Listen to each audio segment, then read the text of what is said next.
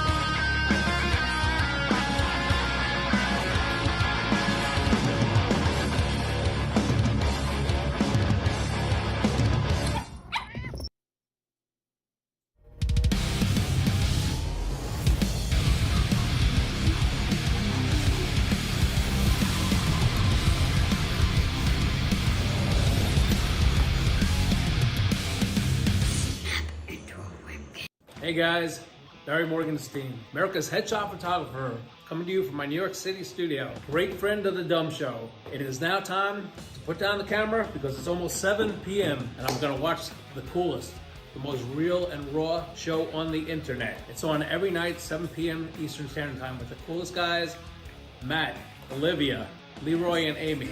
You guys have to tune in to see it. It's gonna be something incredible every night.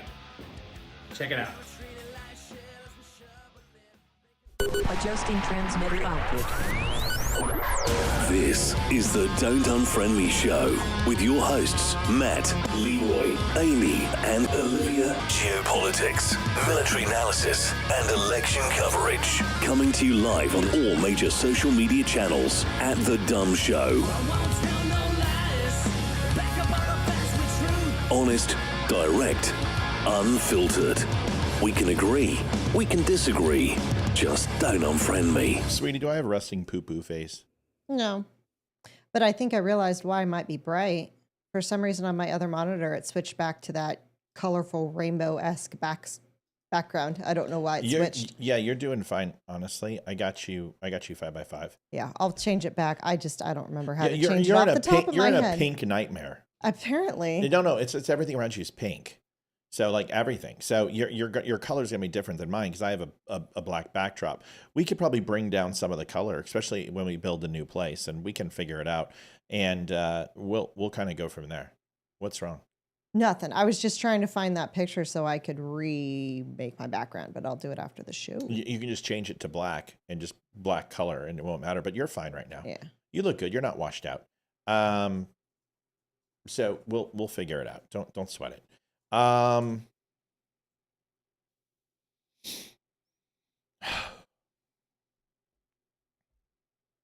Can I share something with you? With me or with the audience? With you. Okay. Yeah, because I ask if I have rest in poo-poo face because I tend to when I watch the shows again, I'm like, I smile, right? Mm-hmm. I laugh, but I do kind of come off as intense. Well, you are. Right. You are very intense, and you're serious, especially when it comes to politics and stuff like that. You are. Right. And I don't want to be like a Piers Morgan and be all goofy and weird. And I don't want to be fake. I was watching Megyn Kelly today very closely. Of course you were. Yeah. And she was on with Benny Johnson. And I was like, why? Why is Megyn Kelly on with Benny Johnson? Because Megyn Kelly her track record is ridiculously good. And Benny's isn't.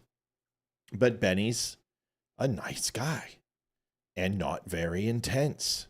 And, his lead was bogus security claims and lies about signal chat. And I'm just like, well, dude, you're not telling the truth.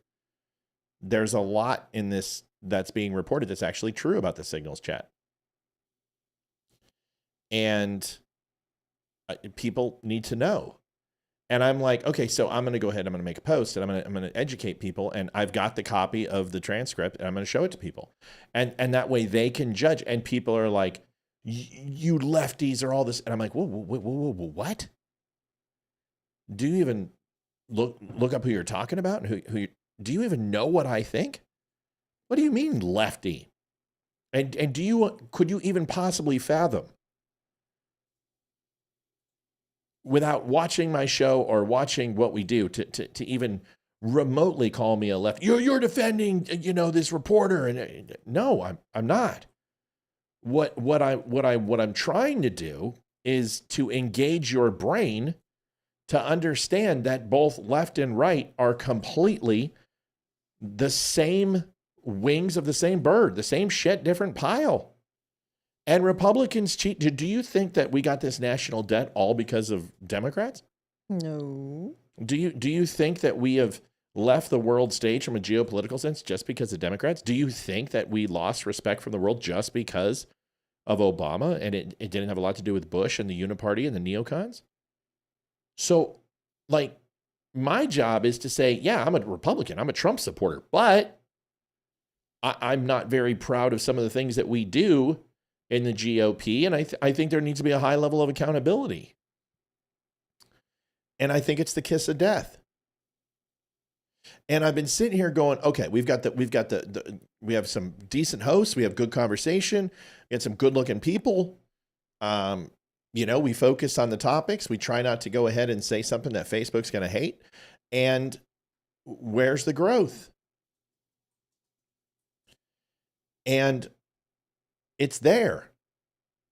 But the live show is growing in a different way. And it's expanding on all the other channels at a rapid rate, but it's not expanding on Facebook. So I started thinking about why, and I realized I know why. Why? It's because I won't lie to people. And I look at Laura Loomer, who just got 2.7 million hits on Twitter in a matter of an hour, and she's just pontificating and throwing stuff out there and guessing. And people love it. And now she has created a phenomena where there are hundreds of conservative accounts just repeating what she said. And this guy, Alex Wong, who may be a pretentious douche plow and a CCP asset, and that's fine. But if he's not, you just ruined his life. You just destroyed a man. And it reminds me of the people, like when they have shooters come out and people are like, oh yeah, this is the person. And you're like, that's not the person. It looks nothing like the person. And then that person gets death threats and swatted. Or and the dude in Dallas. Yeah. And I'm like, do I want to be successful in this game? Do I truly want to be successful? The answer is yes, but you will not give up your integrity to do it. Then you can't be successful. That's what everything says. Okay, so like somebody tell me somebody who is to a fault honest and can admit when they're wrong, accurate with information. Please tell me who that person is in this game. Joe Rogan? No. I don't watch many. No, Joe Rogan doesn't take any risks. Joe Rogan just kind of has conversations and someone goes, oh yeah, well there's an alien coming down from the Himalayas. And he's like, really? Really? Huh? I didn't know that. Tell me more. And Joe is great at getting people to talk and discuss. But Joe, just until recently, when Trump went, he was even wishy-washy with supporting Donald Trump until the very end, the last 30 days, 35 days. I'm not saying Joe's a liar. I'm just saying that Joe doesn't really retract things that he says that aren't accurate. So who is it? Who's the person in this game who is brutally honest, who stays true to the facts? Dan Bongino? Dan said some things that are not accurate at all. Dan is pretty good, but not, no. No, I've heard Dan make some grandiose predictions that haven't come true. But Dan's pretty good. Okay. Megyn Kelly's pretty good. Tucker Carlson's horrible. Yeah. And I like Tucker, but he's just, not all about accountability. Sean Hannity's not an accountability guy. Now, Sean Ryan, now that's a guy. That's a guy. Sean Ryan is very accountable. CIA team guy. He's always crossing his T's and dotting his I's. And Sean Ryan is uber successful. So there is a perfect situation. Kimberly, thank you for your order. Trump stretches the truth. Come on. Trump is not in the game. He's not a host. He's not in the show. He doesn't have a podcast. He doesn't do this type of thing. But Donald Trump has said some things that aren't true. And if we really need me to go do my ratings, see, but this is it. I'll tell you, that's my problem. I just won't shut up. I'm like, okay, you want to challenge that? I'll tell you. Let me tell you all the things that Trump did that he's lied about. And then you're like, wait a second. Are you a conservative? I'm not going to listen to this guy anymore. And it's like, well, then what are we doing here? Is that what we're doing, y'all? Is I'm just supposed to blow, wind up your skirt? Well, people are become sensitive Nancy's and they're in their own little bubble in their own little world. And they only bring people into their orbit that make them feel better and lift them up. And people don't like to feel icky. And when you believe something and somebody tells you, hey, that's not the truth, this is the truth, and conflicts with what you think and your ideology, it makes them feel icky and people don't like it. And they distance themselves. Yeah, and that's the whole woke culture and sensitive Nancy about it. And to be honest, there's just as many people on the right as there is on the left. There's just as many people on the right as there is on the left. I'm going to have Ethan adjust your camera. Okay. I agree. Will you adjust Mom's camera and do a quick little, thingy?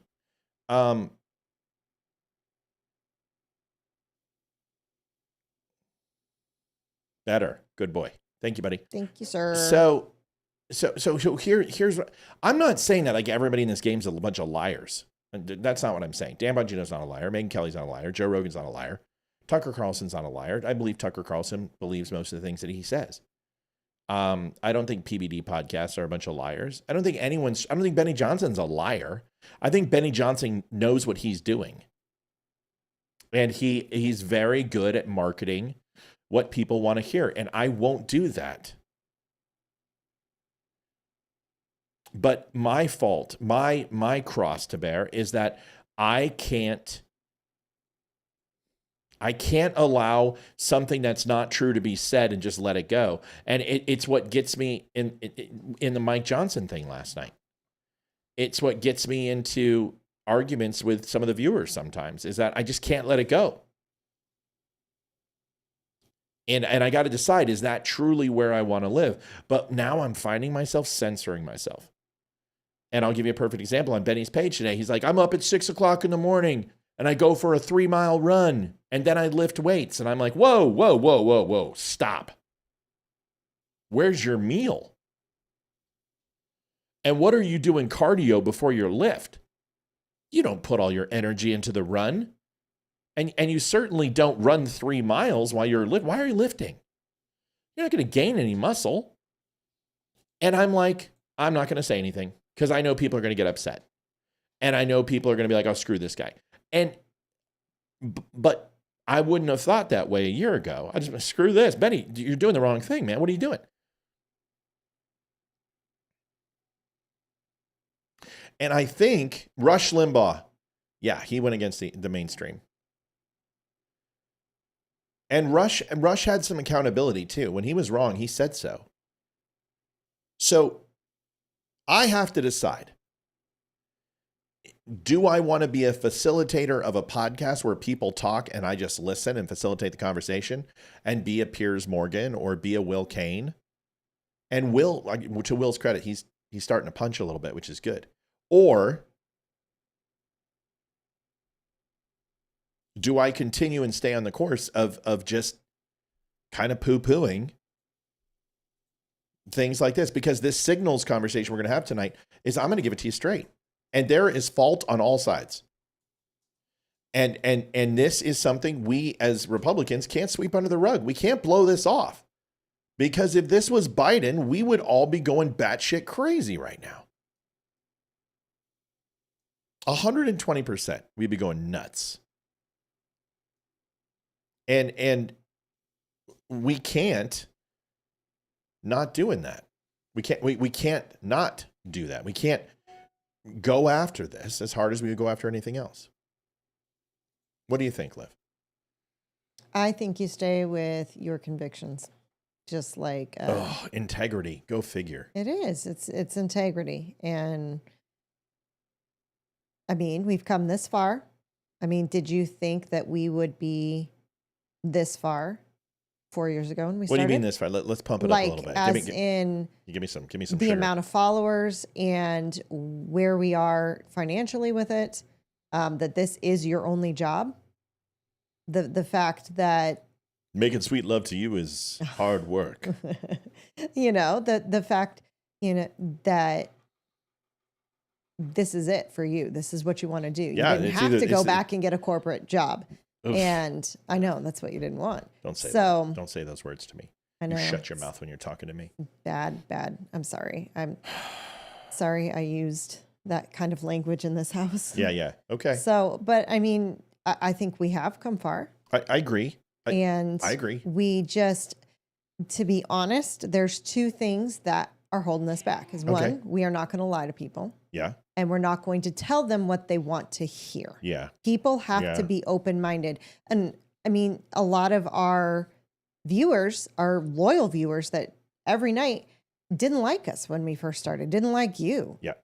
And they had to think about it. And then they're like, okay, I'm coming back for a second look. And then they realized, oh, okay. So sometimes you get those first-time viewers that just aren't open-minded enough to come back for a second time. The other thing is, I think we got in too late. There was a lot of other podcasts like that started. If we would have started this... Yeah, but we're smoking a lot of podcasts. We are. We're smoking, we're top 5% in the world. If we would have started this back in 2015 when we did NerdFap... Oh, yeah. This would have been huge. We'd be huge. Or if we would have continued NerdFap, we'd be huge. Okay. But that's why. So I think for as young as this show is. Yeah, and it's young. Let's be It's honest. very Because young. live is like our lives, like religious lives, are only like 2 years. Yeah, we're toddlers. The show is a toddler, if It you want is. to put it that way. And you I need, think and we you, are. And you need a spanking? I've been a bad girl. It's not even the weekend. She just has tomorrow off. I so have tomorrow and Friday. We're ready to go. I got a 4-day weekend. My mom's coming into town tonight. When she won't be able to walk by Friday. Okay. So here's the thing. I just want people to know something. Yeah, Lauren said, right. Wait, we have to like Matt. See, that's the thing. Listen, I can be likable. It's real easy. But you can't, I'm not here to be liked. I'm here to facilitate dialogue and to give it to you as straight as I can. And I don't know how to do it any other way. Listen, I can be a charming son of a bitch when I want to. That's not hard. James and Heather Harleston say, I listen to Brad Barton. Barton. Either Matt has up a bit or I'm used to him. Frank Wood donated $15.95. Stay the course, Matthew. It's why we love you. Ooh, thank you, Frankie. Love you too. I think I've softened up a bit. Like last night was the first night I teed off on a viewer in a long time. And I don't try to do it. You're on the right. Okay, let's just go through this. I want to hear that. You're on the right path, Matthew. Keep it going. I look forward to donate $1 million when I win the Powerball lottery. We look forward to that too. Any day, bro. You have conscience and want to live with yourself. That's true, Loretta. JD said something as well. Shirley says, face it, Matt, you're an acquired taste. Yeah, but that's not very good. You know what I mean? That's not a good thing. Plus, you're a pet-friendly podcast. That's the truth. Marcus Rogers, Brad Barton, Evangelist Lauren Atkinson, all of these I listen to, and they tell the truth also. Good. Okay. See, and I think a lot of those names are not household names, right? And we're no longer a basement podcast. We're first floor, but we're not like top tier, right? So how do we get, I mean, I have surpassed a lot of podcasts from viewership. We challenged Ben Shapiro last year and the year before quite a bit. So I'm not crying, but I'm just reflective on, I scrapped the recorded show because it used to be hugely successful and then it just tanked because Facebook stopped pushing it. And now I'm wondering, is live the way to go on Facebook? Some people said you need to go to one channel and you need to be exclusive to one channel. And I'm like, I don't know if I can do that. So I don't understand it. I need to know the truth, good or bad. Don't have time for lies. That's why I like this show. Deborah says, thank you. I come here for the truth, rather I like it or not. Stephen A. Jackson. See, I'm seeing people who don't talk all the time. Y'all, you're a part of the solution. These people who keep talking, who I've never heard before, you guys need to talk more because we need you. And don't be afraid of me. For the love of God, who cares? So you say something and I go, Stephen, what the hell's your problem? Miss Jackson, if you're nasty, who cares? And then you put me in my place and I might be like, screw you, you CUNT. And then you're like, this guy's a jerk. And then, we get over it. Or I don't. And I get scared of you like I'm scared of Mel. And I don't mess with Mel. I don't mess with Amy. I don't mess with Debbie. A lot of people. I don't mess with Bobby ever. I've never said an ill word to Bobby and I never will. She can pretty much like take a giant turd on this show. And I'm very good, Bobby. That looks wonderful. Karen, I think we should be just as critical of mistakes with the administration as we were of the last. Scrutiny is needed with issues like this, but everyone is rushing to put information out, correct or not. Yeah. Tiffany Given says nothing. And sometimes nothing is something. I'm trying not to be mean. When I get mad, it's not easy. Yeah, it's tough. Thank you, Luann Felsky, for $21.10 donation. Appreciate Luann it. Felsky, thank you, ma'am. And unfortunately, since I'm now on Safari, not on Chrome, it doesn't have a memory of who's donated and stuff. So I don't know if it's first timer or not. Open up on Chrome. I still have to download it. Matt, I honestly, when I first got on here, I act prideful and y'all helped me act normal. I got irritated, but I love your heart. I remember that, Jason. I remember everybody. Being exclusive to one channel is not a good idea. I don't either. I don't think so. I have got to where I only listen to you and the veteran biker. Oh, just tell the truth, Matt. Tam, I always try to. Naked Thursday. It worked for the naked chef. Of course. She just wants her feet pics. Steven, I would laugh. I like the humor on her also. My problem is I can't text fast enough, and then the point is passed by. Joanne, it doesn't matter. Just text anyway. I just want to see you. I want to hear you. Look at all these people. Good evening, Dumb Nation family. Joel's at. There's a lot of people talking. And it's hard for me to believe most of these people are from Facebook and that there are only 55 people on Facebook. I don't believe it. I don't believe it. Because by the time this show's over, we'll have 5,000 views. We'll have 700 comments. I just don't buy it. So if you don't talk, we can't catalog you. We don't know you're here. So you got to speak up. Say something. We'll do our best to get to you. And if you say something stupid, I'll try to be nice. I always respect you, Matt, for telling us the truth and your opinions on certain issues. What's good for the country is good for me. All right, let's rock and roll then. Let's rock and roll. We got work to do. I always like to reflect in the first 20, 30 minutes of our show because we're always going to go a little late. Liv has to bug out here. She has to get her go bag and bug. Mama's coming into town. And her broom broke, so she's got to fly in. It's so horrible. I haven't seen her in 2 years. I'm not shadow banned, but they had throttled me during COVID, and there are restrictions, and they haven't lifted them. The fact that there's only 58 on in Facebook is a absolute travesty, considering there's 71 on Twitter, and I've got 5,000 people. I've got almost 250,000 followers on Facebook, and I got 52 people on. I don't believe it. I don't believe it.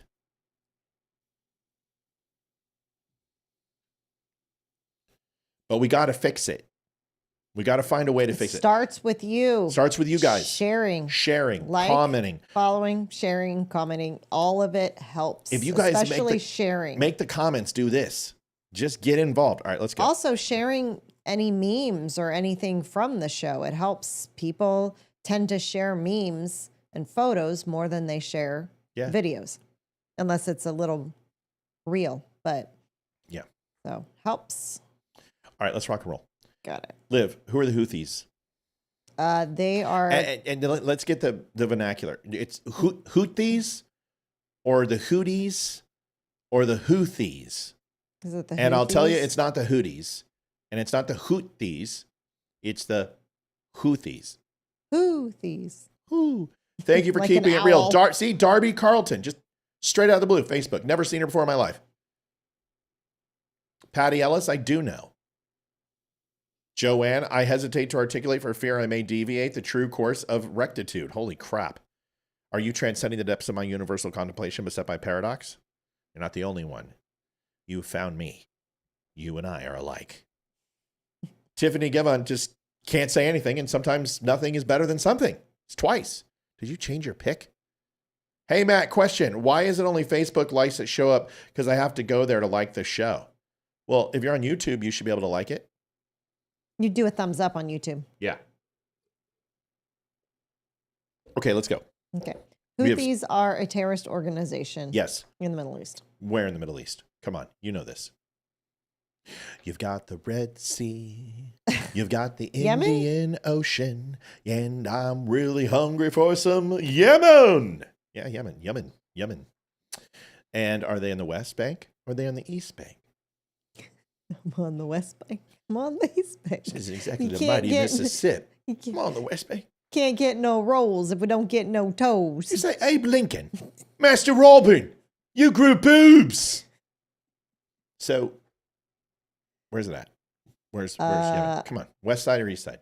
Think about it. If they're East. No, if they're shutting down the Red Sea and they're stopping the Suez Canal from trade, and you know the West side has what on it? Gaza. I don't know. I don't know the geography. You're doing fine. Water, because it's the Red Sea to the west. So if you just knew where they were are they on the left of the Red Sea or the right of the East Sea? It doesn't matter. The Western is. I was thinking of Israel, so I don't know. That's okay. Yemen, Israel. I can see why it's confusing. Okay, so the Yemenis, essentially, what it breaks down. Now this isn't a defense intelligence agency. Super chat. Nancy Jennings gave us $10. I have watched you for 2 years. I love you. Stop pushing it. Be yourself. I listen to you because you are smart and funny, good looking, and have an extremely large... Whoa! Thank you. Thank you, Nancy. She didn't say the last two sentences. Oh, goodness. Why did I get a downvote for that? God bless America. Fat fingers, you hit the downvote. Fix it. Gosh. Terry, I know, but my name doesn't. Well, oh, that's weird. I don't know why. I'll have to check the setting. I probably don't have the setting turned on YouTube. That's a great point, Terry. Liv, will you remind me of that, please? What? To fix the thumbs up, thumbs down. Just say thumbs up, thumbs down, YouTube. I'll understand. Okay. Yes, this is a Defense Intelligence Agency internal memo. And no, it is not classed. Because if it was classed, I wouldn't be showing it to you. Okay? But I will tell you, you're welcome. April 2015, UN Security Council imposes an arms embargo on the Houthis. May 2018, the Houthis conduct a missile attack on Turkish bulk carrier carrying a grain shipment. The same missile system was seized from an Iranian shipment. This is the sinew between Iran proxy and identified that the Houthis were an Iran proxy. August 2019, the Houthis announced their first use of Iranian-designed Burkan 3 medium-range ballistic missile. It's not an intercontinental ballistic missile. It's an MRBM, which is a medium-range ballistic missile. Pretty simple. October 2023. No, let's go back. Houthi fighters in the west side of Yemen take control of Sinai, Yemen. 2015-23, United States and coalition partners interdict at least 18 ships smuggling Iranian missiles and advanced weapons to the Houthis. 17, a senior Iranian cleric reveals Iran provides advanced weapons to the Houthis. And the 23rd, 2023, Houthi military spokesperson claims the Houthis have launched missiles and UAVs at Israel in support of Hamas. Iran's defense minister, Mohammad Reza Ashtiani, warns the U.S.-led Red Sea Maritime Task Force that no one can make a move in the region where we have predominance. If you want to take a look, you can see where the attacks are originating from, which is in Sinai. And through here is eastern Yemen. Yemen is pretty much a free society. It is Muslim run, which means that Sharia law and other types of situations are taking shape in that country. But they do have a very similar government to Saudi Arabia, UAE, Egypt, and they are considered friends to the United States. We've used their airspace several times. The attacks are emanating from Sinai, and it is Houthi controlled. So it's almost like an East Germany, West Germany, but all of Israel's up here, sweetie. Okay. Thank you. Here's Israel. Sure. Attacks are emanating from here. So all these shipments have to come through this port, through the Indian Ocean, and come up through here, a very narrow passage. And this provides shipment to Israel and Egypt and through the Suez Canal. It's an extremely large shipping port. Now, Iran can come over from the southern part of Iran through the Gulf, right aside UAE, and push down and give weapon shipments to resistance forces in eastern Yemen, in central and southwest tip of Yemen. And the Houthis have a lot of anti-ship missiles. And why would they have a lot of anti-ship missiles, sweetie? Because they're next to water. Correct. So they're ultimately an attack force, but they can commit asymmetrical warfare, which fighting on multiple fronts.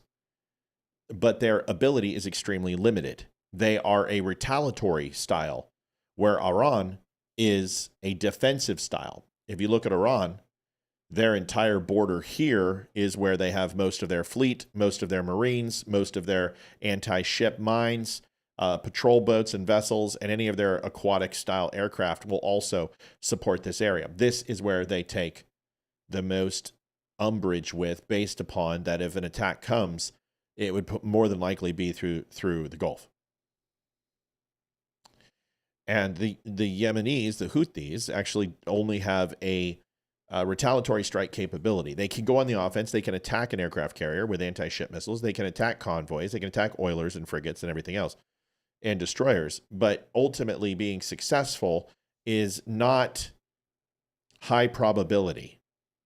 They're missile systems that have the ability to have a certain, I can't talk about it, but to have a certain type of flight path they do not possess.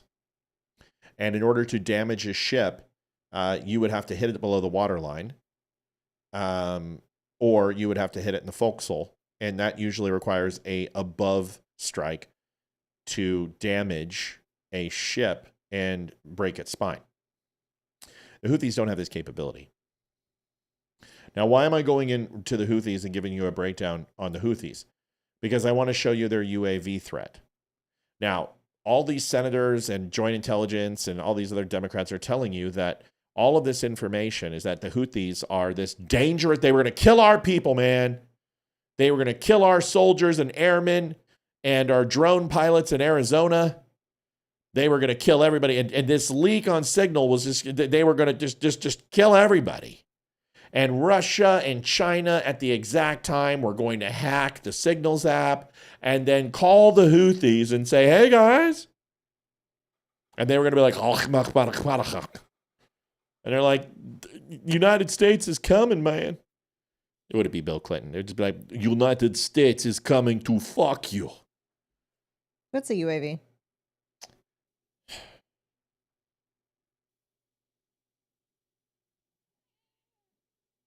Am I supposed to know this? Read it. Tell me what you think. Just. Yenny has an opinion. Yenny always has an opinion. Take a second, read it, tell me what you think. And I'm not being condescending. I'm serious. I want you to read it.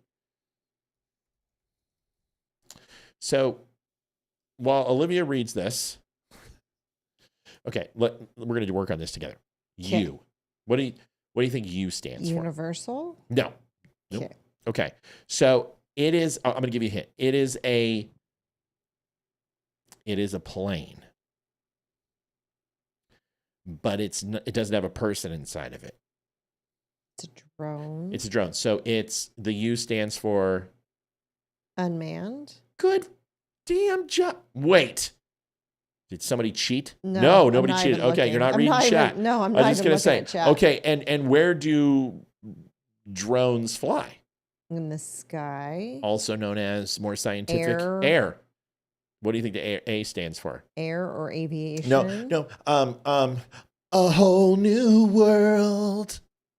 Aladdin? Oh shit, wrong one.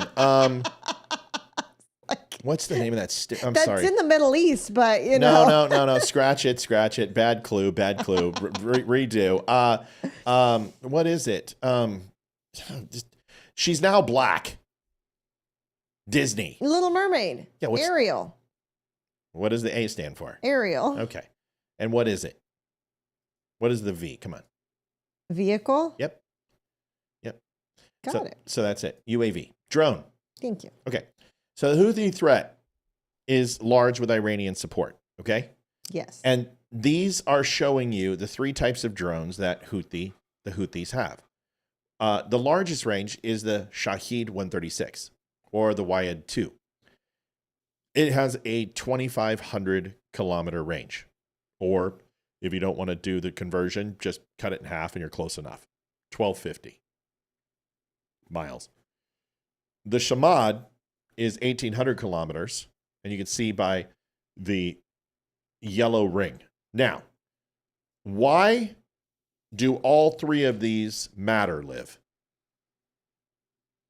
Why do all three of these rings matter to the United States? Why do you think they all matter? Specifically, the United States Navy.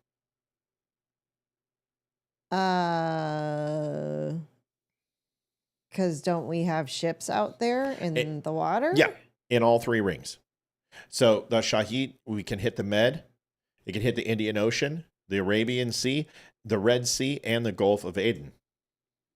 Oh, and the Persian Gulf and the Gulf of Oman, where we all have ships, right? Yes. So can the Shahed 131 and the Shamad.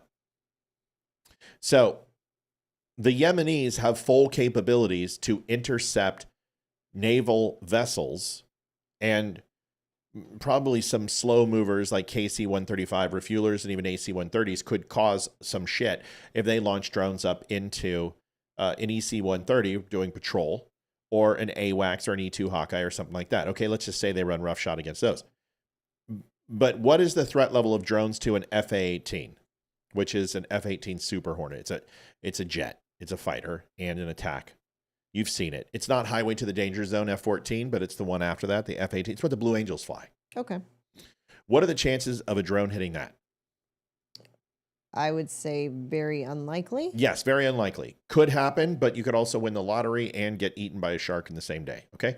So the chances of that are slim to none. So now you've taken up 90% of their offensive force is now completely useless. Okay? Okay. That's it. Now, the limitations that they have are their radar systems.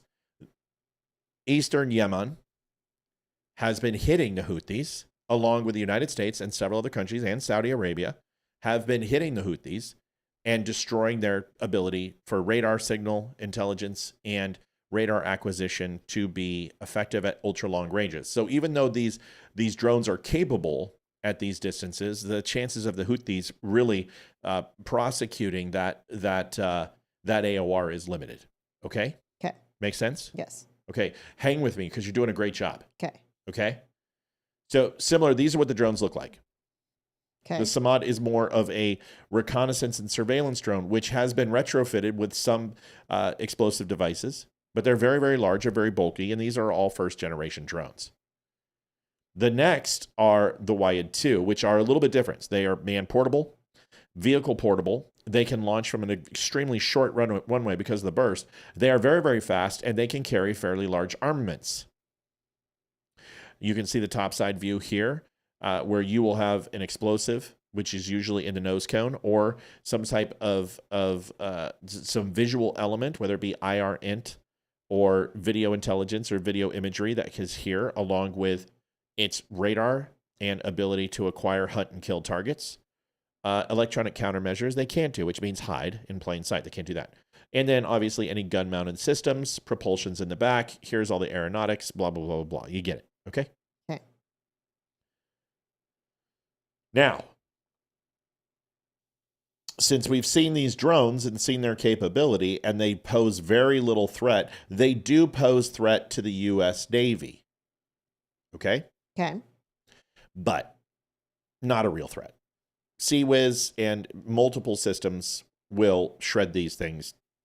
AWACS will know when they lift. We'll acquire those targets, and we'll either hunt and kill them with aircraft, or CWIS will take care of them when they come in to try to hit. Okay, so very little threat to our Navy. Okay, so now that we've taken out 90% of their offensive capabilities, now we need to look at their retaliatory capabilities, which is fairly simple. It's Houthi missile systems. Okay. So these are a little bit different. Once again, radar acquisition is limited. You have the Sakar Air Defense Missile System, 100 to 150 kilometers, the ASIF, the Karar, the Burkan, the Tufan, and the Quds, 4. All of these missile systems have the ability to do some fairly extensive damage. And as you can see from the pictures, they are long, they are ballistic missiles, and a lot of them are ship killers. They are not surface-to-air missiles, even though they have some of those. We'll talk about those in a second. But these are predominantly like CSC-3 silkworms that the Russians provide, which are anti-ship missiles that are predominantly in the Gulf, and what Iran used to have, but a lot of the SEAL teams killed most of those. But it's not important. The point is that a lot of these can do some serious damage. But a lot of these, honestly, are just up and down missiles. They are surface-to-surface missiles. They will go up, and then they will come down and hit their target. So not necessarily advanced to take out ships, especially these larger ones. So most of these systems, now you start getting into ship-based missiles. These are sleeker, more torpedo-like, more aerodynamic. And these have the ability, very similar to Tomahawks, to go after moving targets and go after ship-based targets as well. They're anti-ship missile capability. The problem with these missile systems, once again, is their radar. And they have been firing these things indiscriminately at the United States and convoy vessels and ship container and goods container vessels since this whole thing started on October 7th and before. So the last thing you have to focus on is, okay, well, let's talk about this. Let's talk about surface to air missiles, which would be for what, Livy? Surface to air. Surface to air is What- to what- shoot from the ground. To hit what? To hit a plane, usually. Plane. So here's the Houthis' capabilities: is they have the SA-2 missile. They have several old Russian-style surface-to-air missiles, which most of those surface-to-air missiles cannot even acquire F-35s or F-22s or our high-altitude bombers. F-117s, B-2B, even the old B-52s, they can't acquire anything. SA-2 could hit a B-52. But most of these guys are carpet bombing areas that are extremely high altitude, and they're going to have radar jamming capability. And if we did go and hit them, we would send in a strike to go ahead and do that. We would laze the target. We would do an HK with a Tomahawk. We would take out any surface-to-air missiles that we have that we can find. And SA-2s are not the most portable thing in the world. Okay. So now we need to discuss, after all of this, they've got some weapon systems. They could do some things.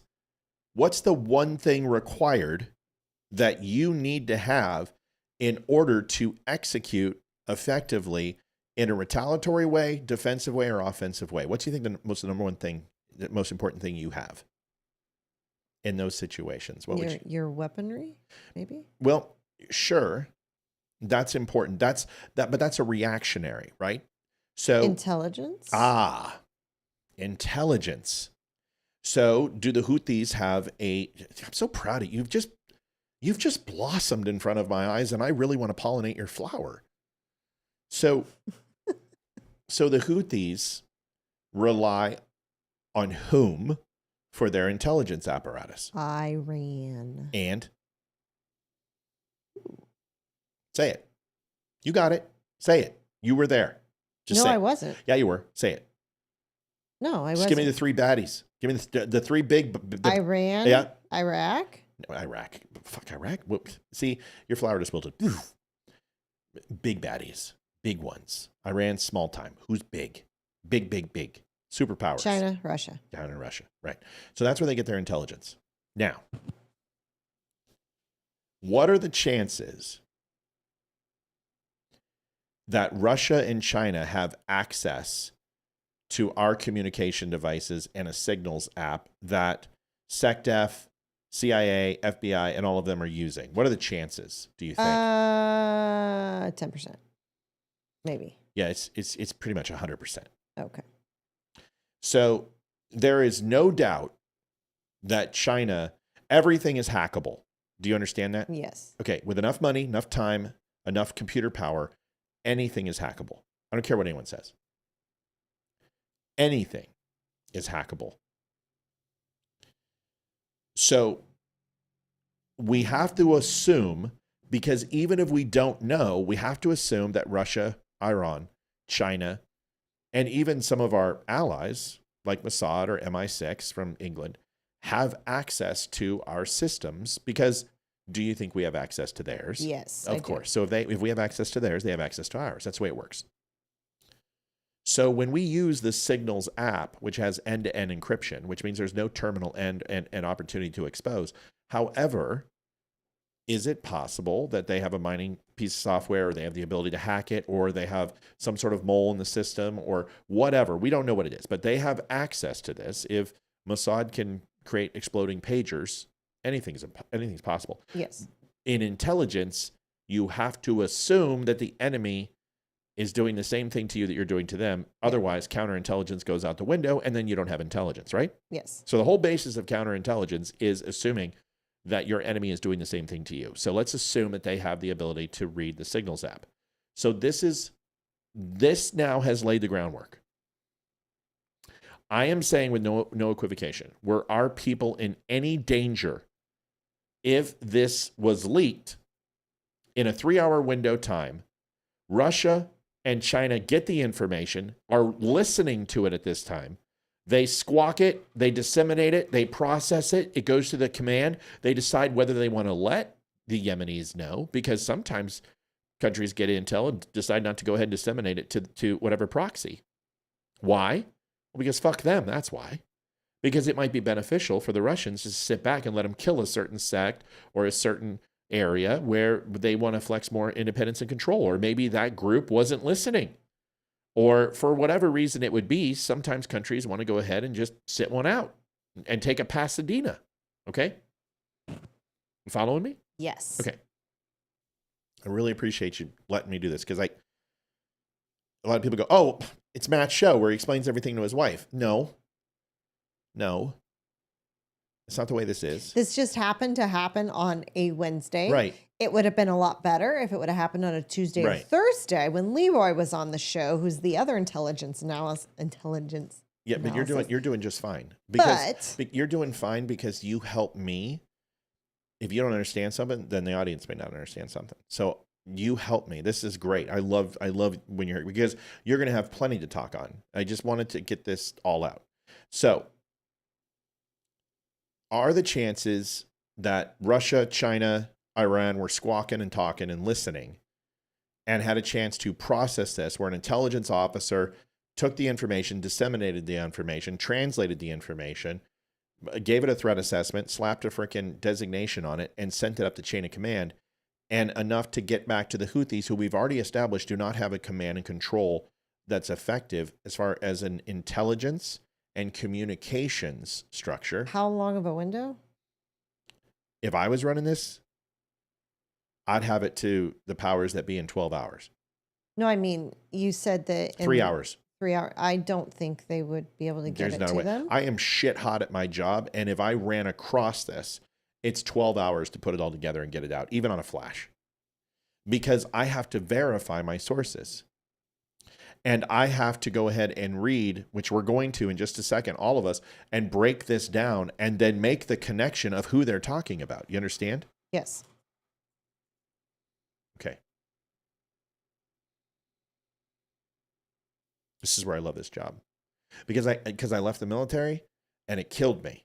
And I get to come back and do it here. And it means this is why I can never leave. I love this. I love what I do.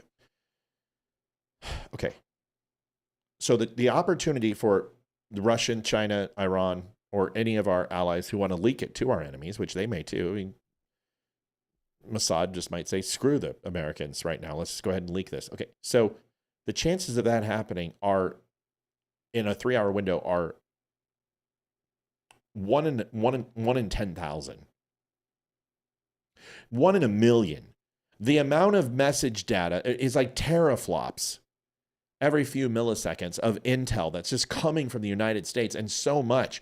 It's unbelievable. We have millions of employees in the U.S. government. The fact that you can capture and process all of it in a snap and then get that intel out, it is a 1 in a million chance. Now, how do you get it to the Houthis, who are controlling those systems, who are controlling the man-portable missiles, who are controlling the SA-2s, and tell them that there's a strike coming of some undetermined size, of undetermined scope, from undetermined direction, over undetermined GPS coordinates, over undetermined targets, over an undetermined strike package, but they're FA-18s maybe, and they might be 22s or 35s, and they're coming at 12:30.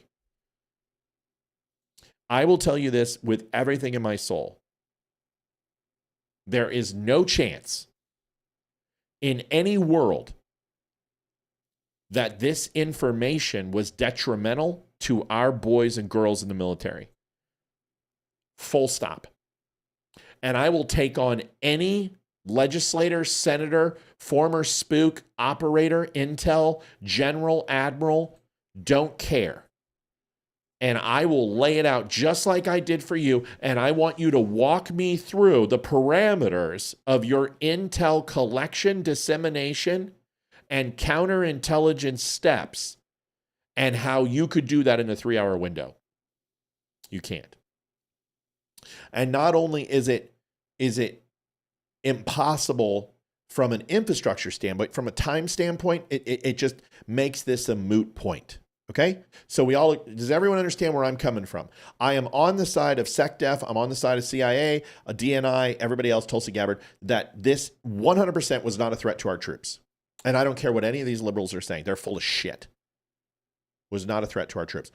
Even if they had all the information, even if they knew they were coming, even if they knew the altitude, strike plan, GPS, weapon systems, they had the frequencies that the gosh darn things were broadcasting from. If they had IFF transponders to go ahead and identify them as friendly or foe, whatever it is, the chances of being able to hit our aircraft were slim to none.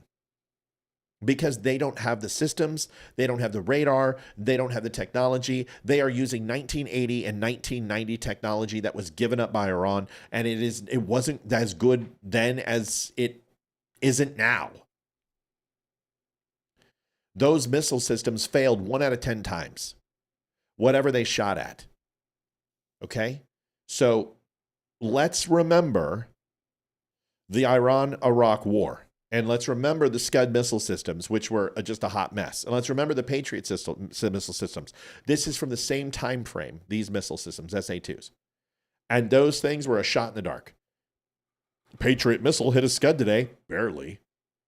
Flying trash can hits intercepted missile. So same technology, same time frame. Does everyone understand? Good, great. Yes. Okay.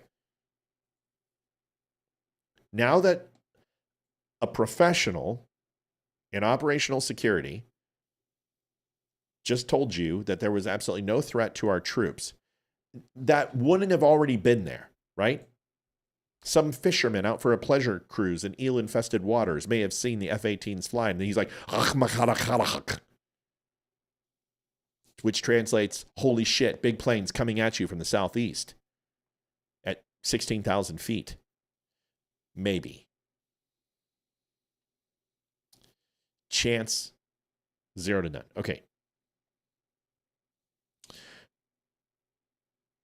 So now that I've told you, let me get you what the Houthis did do. They hit an MQ-9 Reaper drone. But I am telling you, these drones are up there 24 hours a day, 7 days a week, hundreds of them. And they hit one with a man-pad. It's a drone. So, good. They hit a man-pad. If we were coming in with choppers, if we were coming in with, Sea Harriers, or we're coming in with A-10s, slow-moving planes, maybe. Ones that have to get nape of the earth and get down and dirty, you're not getting on the ground with an F-A-18. You're hitting that son of a bitch at 14,000, 15,000 feet. And you're laying off laser-guided munitions. You're not coming in nape of the earth. It's just not going to happen. Okay? You're not a drone.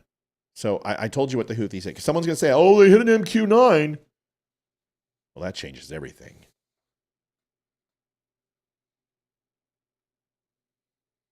Okay. Let's break down this. The second thing I'm going to tell you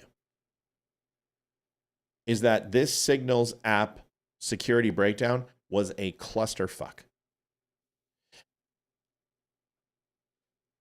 And somebody needs to lose their job. You may not like that. That may bother you. I don't care. This was a security breakdown because it has nothing to do with the Houthis. It has nothing to do with China. It has nothing to do with Russia. You are in charge of our nation's secret, and some asshole invited a reporter who lies for a living into a secure network that any foreign agency would literally sacrifice the firstborn of their family to get access to this app. And I'm also going to tell you the ramifications of this journalist, and if I can even call him that, is serious. So this was a breach. These were real. These are real. Okay. I'm going to show you they're real. So I got this. I think I had this just about before anybody. I got these before the hearing, and I posted this on the show. 3705 is our goal, or 300 is our goal. I forgot to tell you. thedumbshow.com/donate. Let's just take a quick break. We're already in our first hour, and then we're going to get into the scroll, but you got to listen to this.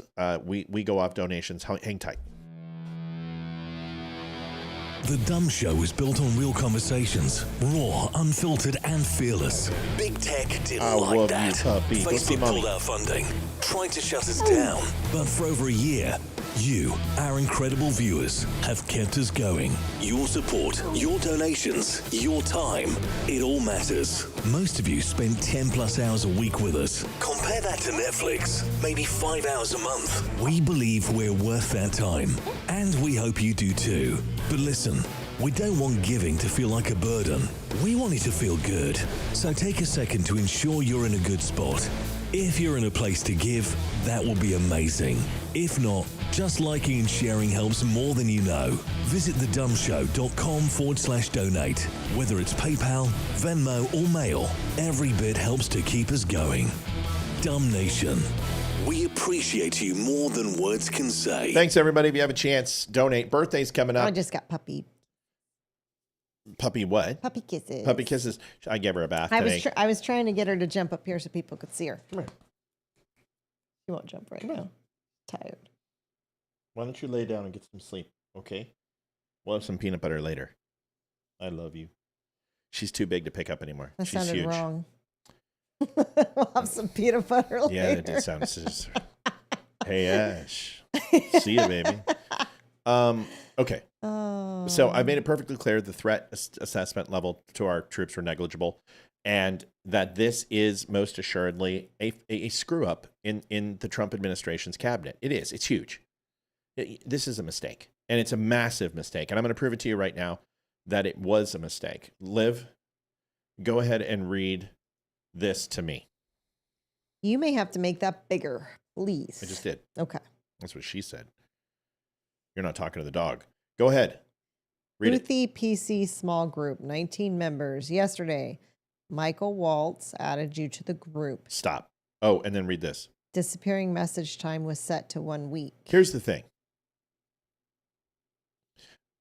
If my timeline is correct, Michael Walls, well, let me get to the disappearing message. Do you know what that means? Disappearing message time was set to 1 week. Do you know what that means? It just disappears. Yeah, it You drops can't off. keep it. Yeah, they don't store anything on the server. They store it on the individual phones, and you have to have an encrypted account into that group in order to access their message, right? So only the people who had access to the group could go ahead and post the message. So the thing that had to happen is that the reporter had to screenshot and video record everything, or else It was going to disappear. and right there is where this son of a bitch needs to be real careful. Because nobody's talking about this, but I'm going to. Because the difference is I know because I signed these obligations myself. I made these commitments with my security clearances. So did Leroy. So, Liv, now that you've seen that picture, what was the top line again? Thank you, Kevster. Just to see Matt smile. The 1776. I smiled. Houthi PC small group. This one. Oh. Michael Waltz added you to the group. Michael Waltz. Who's added you? Who's you in this situation? The reporter. Correct. So he needs to be fired. wait, hold on now. Now don't overreact. Let's hold on a second. There's a lot of information here we got to cover, and I'm going to cover all of it. And this is the last night we're doing this shit. I'm not doing it again. But as we know, as of right now, based on the circumstantial evidence that we see in front of us, Michael Waltz added the reporter to the group. Okay? Okay. Does that mean that's what happened? No. No, that's what we saw. Okay? What we saw. And right now, the evidence is leading that Mike Walls allowed this to happen. Because here's the thing. Is Signal on a desktop? What do you mean? Can it work on a Mac? I would assume. Can it work on a phone? Yes. Can multiple accounts be logged into different areas? Yes. Yeah. Just like you can address my texts on the old computer. If he has Waltz's account on his computer or had admin privileges, he could run under Waltz's account and add the reporter. Do you understand? Yep, somebody could have done it under his account. Right. Now, let's go ahead and see if we see some evidence. We're going to go through this. It's a minute and 57 a text scroll, but this is important to me. Comment on Rumble. It's crazy that the program allows screenshots and screen recordings when apps like Netflix and Hulu don't allow it. It's wonderful. HTCP is an easy thing to do. So the way that Netflix and the way that digital production does is video codec. So MPEG-4 or any other type of AVC HD or whatever it would be, whatever codec it could be, QuickTime or whatever, VLC, whatever that codec is that it's producing, whether it's 720p, 1080p, those files are very easy with HDCP, which is high definition copyright protection, which is encoded in the stream.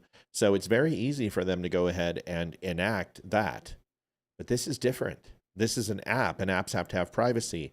Other apps, especially on an iPhone, will not allow multiple systems to piggyback each other. In fact, apps can't coordinate unless they have express permission from Apple. So to have an Apple OS recording device or Samsung or whatever it would be to do that, to screen record, you would have to not only limit that app, you would have to limit every other app's capability. And Samsung or Apple's not going to do that because they're a proprietary software. So although Signal probably doesn't want those screen recordings to take place, they don't have a choice because they're on their system. So it's an interesting thing, right? Mm-hmm. I bet if Signal charged $49.99 a month, it'd be a different story. Doesn't matter. So it's a good point though. Let's go into this. PC small group. Here it is. Everyone can see this. I'm assuming this is as big as it's going to get, is what she said. So, Liv, I'm going to be Michael Waltz. Okay. And I want you to listen, okay? Okay. Okay. Frederick says, if it can disappear in amount of time, can it appear in amount of time as well? Not in Signal that I've known. Can you do a time released message? No. We're going to get into it, Karen. Okay? Let's just take it one step at a time. Keep your questions. We're going to get to everything. Here is the first step. Team. Establishing a principals group, parties involved for coordination on Houthis.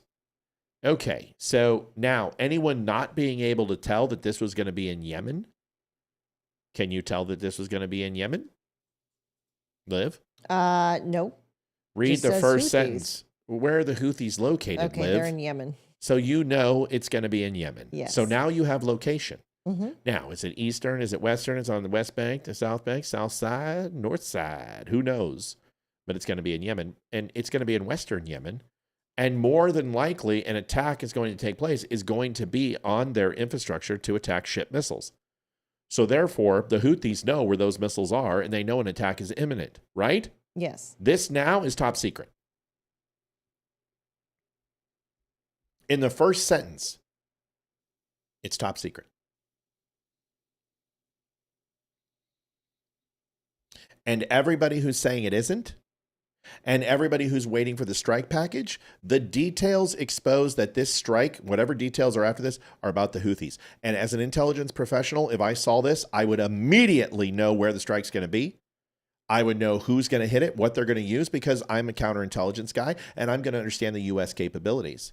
I'm going to understand naval warfare. I'm going to understand what their aircraft carriers are. And in Iran or China or in Russia, I am going to be well enough versed on American weapon arsenals to know where the attack would be likely just based on this information.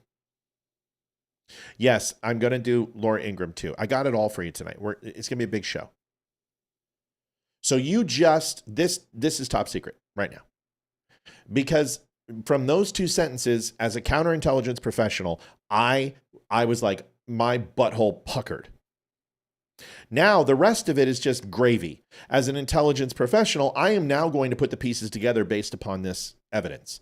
And if I have time frames and I have what type of units are going to be there, I know which ones are at risk. I know which ones to move. I know which one to put man pads at. I have a lot of information just on the first two sentences.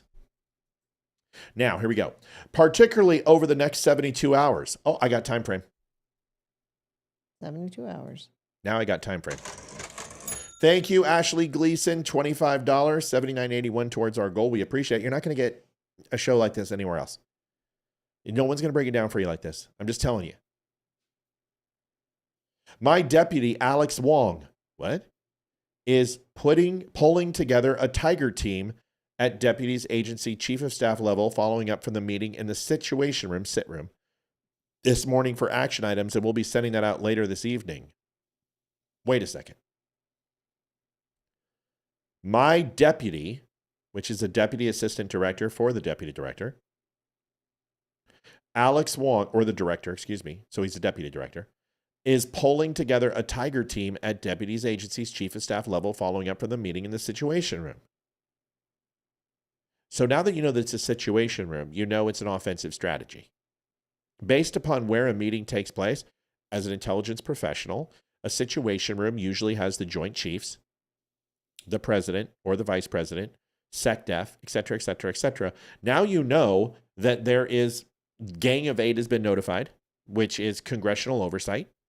And you know that if it's a situation room and they're talking about some sort of strike, that this is serious, that this is an imminent attack. But I want to know who Alex Wong is, don't you? Yes. So do I. We'll find out who Alex Wong is in a second. Please provide the best staff POC. What is POC, honey? Point of contact. That's correct, Liv. From your team for us to coordinate with over the next couple of days and over the weekend. Okay, point of contact. Why would they need a point of contact? Well, if they can't get a hold of Hexith or they can't get a hold of Gabbard, they want a POC. They want a second that they can get a hold of to say, hey, send up the red flag. Get a hold of this person. So obviously it was paramount to have communique outside of SCIF, outside of Joint Intelligence Center, outside of the sit room, but they weren't all together. So it's saying, hey, ready alert, 72 hours, stay frosty. We might need you. Make sense? Yes. Okay.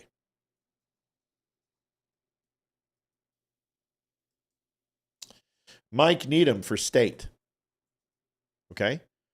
So Okay. Who's Secretary of State, Liv? Secretary Go look it up. of... Honey, I need you on the show. Yes. Get off chat. Secretary of I need State. you here tonight. Yes, I'm here. Please, just help me out. Who's Secretary of State? I already know, but I want you to know. See if I can Just put in spell. Secretary of State. That's all I gotta do. Enter.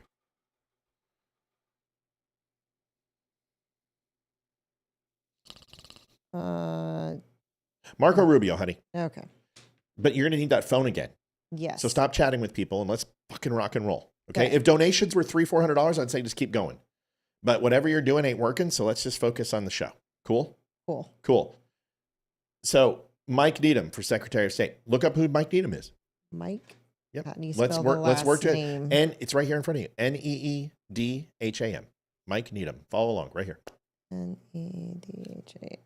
And we're gonna have to rapid fire this, right? Because we want to work. Counselor and Chief of Staff to the Secretary of State. Okay, so that's Marco Rubio, second in command. Okay, so now we know.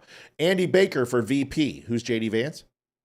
Well, honey, I don't need you. Vice President. I don't need you to do this. This is for you, not me. I'm trying to Okay. teach you stuff. Got it. JD Vance. Who is he? He's Vice So President. who's this guy? From That would watching be- West Wing, you should know. Answer the question. Don't. That's his don't- secretary or something. No, that's not what they call him. Come on. What was his name? What did he do? Come on. Think of the guy. He was in the office next to the president. What's his name? Chief of Staff. Okay. Andy Baker for Vice President. He's the Chief of Staff of the Vice President of the United States. Got it. Joe Kent for DNI. Who's TG? TG Tulsi Gabbard. That we know that for a fact because Joe Kent is the second deputy director for the DNI, which is Defense Naval Investigative Service, which is oversees all the intelligence apparatuses in the government. Mm-hmm. So we know this is TG. So we know it's Tulsi Gabbard. Yep. Scott B. Dan Katz for Treasury. Secretary of Treasury. Scott who? Check. So he's Secretary of Treasury. Dan Katz, he's not Secretary of Treasury. Oh. Dan Katz is an assistant to the Secretary of Treasury, who is Scott B. Who is that? Besant? That's correct. Okay. Now, Pete Hexeth, Dan Caldwell for DOD. That would be That's Pete's PD. That's PD. heads of Chief Pete Staff Hexeth. or whatever. That's right. Brian McCormick for NSC, National Security Council. Okay. Now, let's go to the next one. You guys, you're not going to get these breakdowns anywhere else. And if it's worth it to you, help the show out. You don't have to donate. You don't have to. We just appreciate it if you do. Team, this is Mike Wallace. Here's second communique. Team, you should have a statement of the conclusions with taskings per the president's guidance this morning in your high side inboxes. What's high side? Like important inbox, I would think. Yeah, it's classified TSI as SCI. It's compartmentalized information. Anything top secret and above is high side. Okay. There's I have a quick question. 12. What I know. Go ahead. Just go ahead. What exactly is Michael Waltz in this whole thing? I don't know. You tell me. Who's Michael Waltz? I have no idea. Look it up. I empower people to learn things, even my wife. And this is the way our conversations go at home. You ask me a question, I'm like, look it up. Let's find out together. National Security Advisor. Got it. Okay, so NSA. NSA basically are the eyes and ears internationally and nationally for every intelligence agency. NSA are the listeners. Okay? Okay. Okay. So what they're saying, and this is very important, folks. Read that again, Libby. Team, you should have a statement of conclusions with taskings per the president's guidance this morning in your high side inboxes. So you have a guy who's using an app and he is directing everyone in the chat to do what? Go to your top secret inbox. For top secret SCI information. Right there, that is going to save Waltz's bacon, because anything that's shared in here that he instructed everyone to keep high side information out of this chat. You understand that? Yes. So that's a get out of jail free card for Mr. Waltz. Now, him inviting the newspaper guy, we don't know. Might be Wong. We're going to find out in a minute, because we're going to work on it together and we're going to discover this, and this damn show is going to rock. And I know we don't have much more time. That was not English. State and DOD, we developed suggested notification lists for regional allies and partners. Joint staff is sending this AM a more specific sequence of events in the coming days, and we will work with DOD to ensure COS, OVP, and POTUS are briefed. Chief of Staff is COS. Do you know what OVP is? Office of the Vice President. That's what they call the Vice President in Washington, D.C. Got it. It's not VP, it's OVP. Okay? Got it. Okay. This is good. This is good. I'm glad we're doing this. Okay. People need to know. They need to understand this. JD Vance, team, I am out for the day doing an economic event in Michigan. 3% of the U.S. trade runs through Suez. 40% of European trade does. The strongest reason to do this is POTUS to send a message. I'm not sure the president is aware of how inconsistent this is with the message on Europe right now. Okay, so now you have cross-channel pollination, right? Mm-hmm. This channel is designed for communique for whatever the sit room meeting was, but now they are talking about geopolitical situations in Europe, right? Yep. This is where a lot of people said that this was a plant in order to go ahead and put the reporter in here to leak this information. Listen, JD Vance gave the same exact statement 3 or 4 hours later after this was posted on camera. So it was already out in the ether. So no. Let's move from here. There's nothing time sensitive driving the timeline. We'll have the exact same options in a month. The Israelis will likely take strikes and therefore ask us for more son of a bitch. Effective at doing what I need this thing to do. Sorry. Hit play. Don't hit the space bar. I should have broken this up in the slides. I apologize. The Israelis will likely take strikes and therefore ask us for more support to replenish whatever they use against the Houthis, but that's a minor factor. I will send you the unclassed data we pulled on BAM shipping. Listen, what did he just say? The last sentence, read it. I will send you the unclassed data we pulled on BAM shipping. What does that mean? Just the first 5 words. Unclassed. So unclassed is going to be redacted information or something. Not like redacted, but just unclassed is unclassified information. Okay, it's CUI information. It's a non-classified information, and non-classed information, although could be sensitive or could be a non-share capability. It's usually a G/U. Non-classed. That's it. It's you can send that information. You can send that, but you don't want to. Yeah, I mean, it's not eyes only, but it's not something you want to widely disperse. But CUI is completely.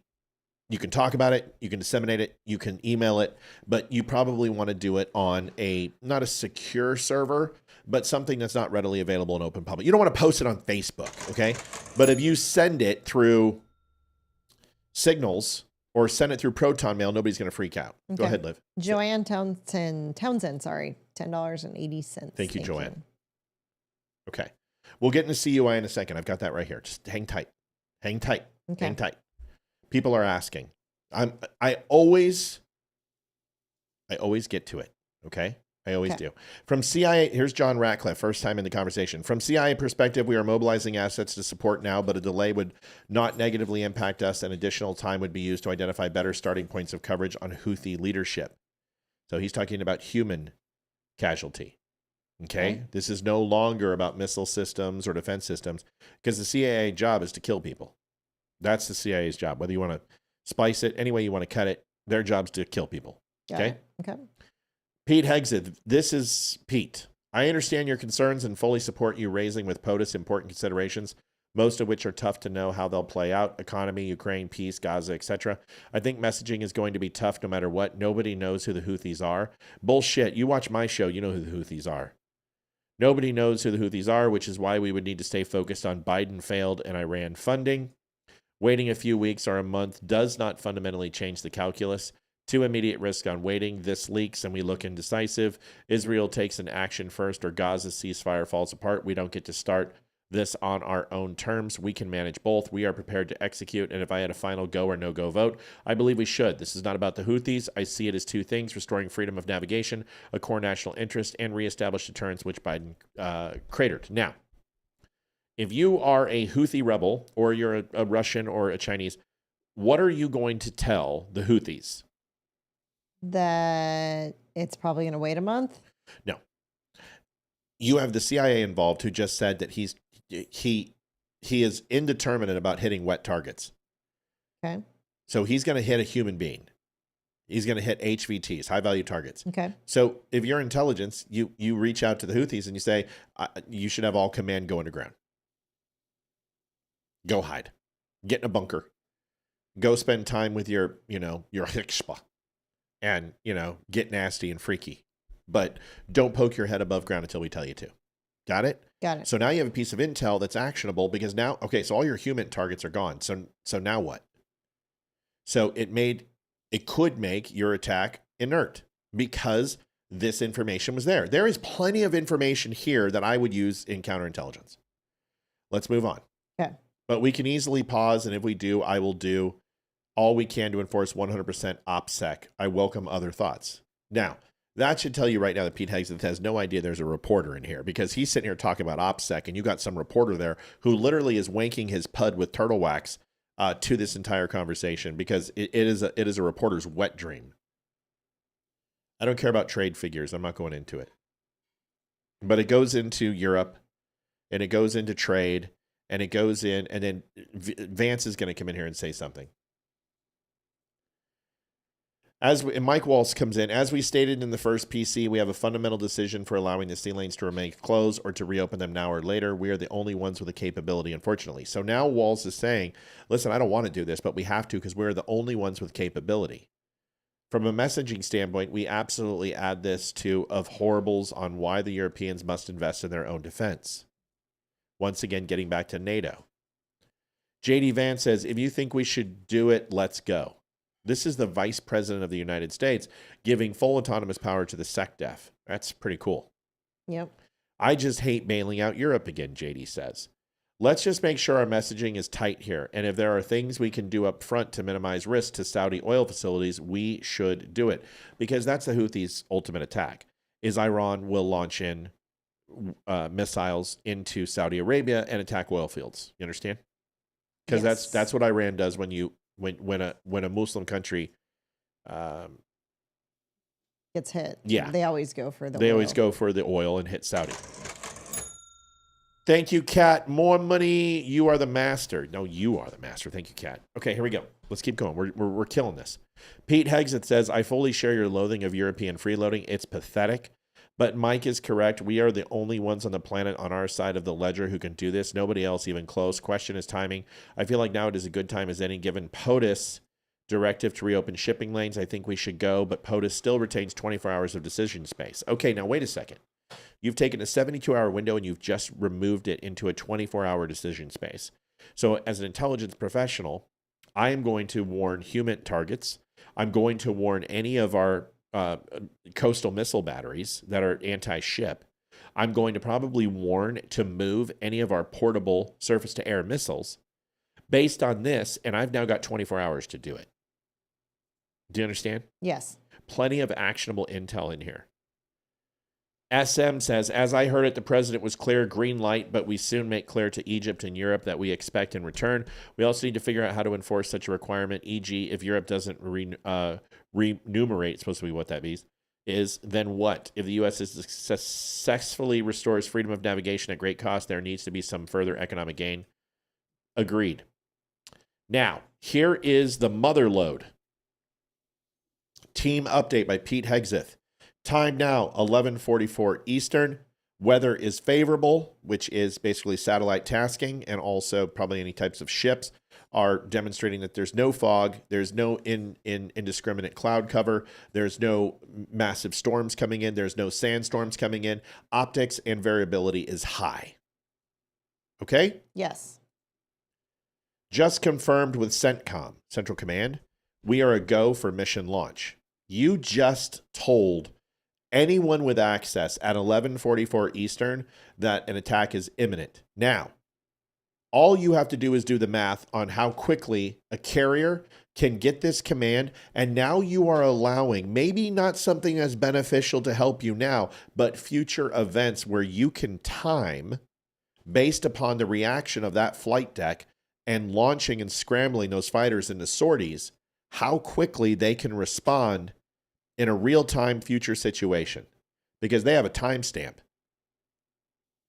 They know the airspeed of our fighters, and now they can take airspeed. Now they can go ahead and subtract the numbers from one and find when first strike is, and go ahead and have some basic understanding of what the response time of the U.S. government is on a strike package.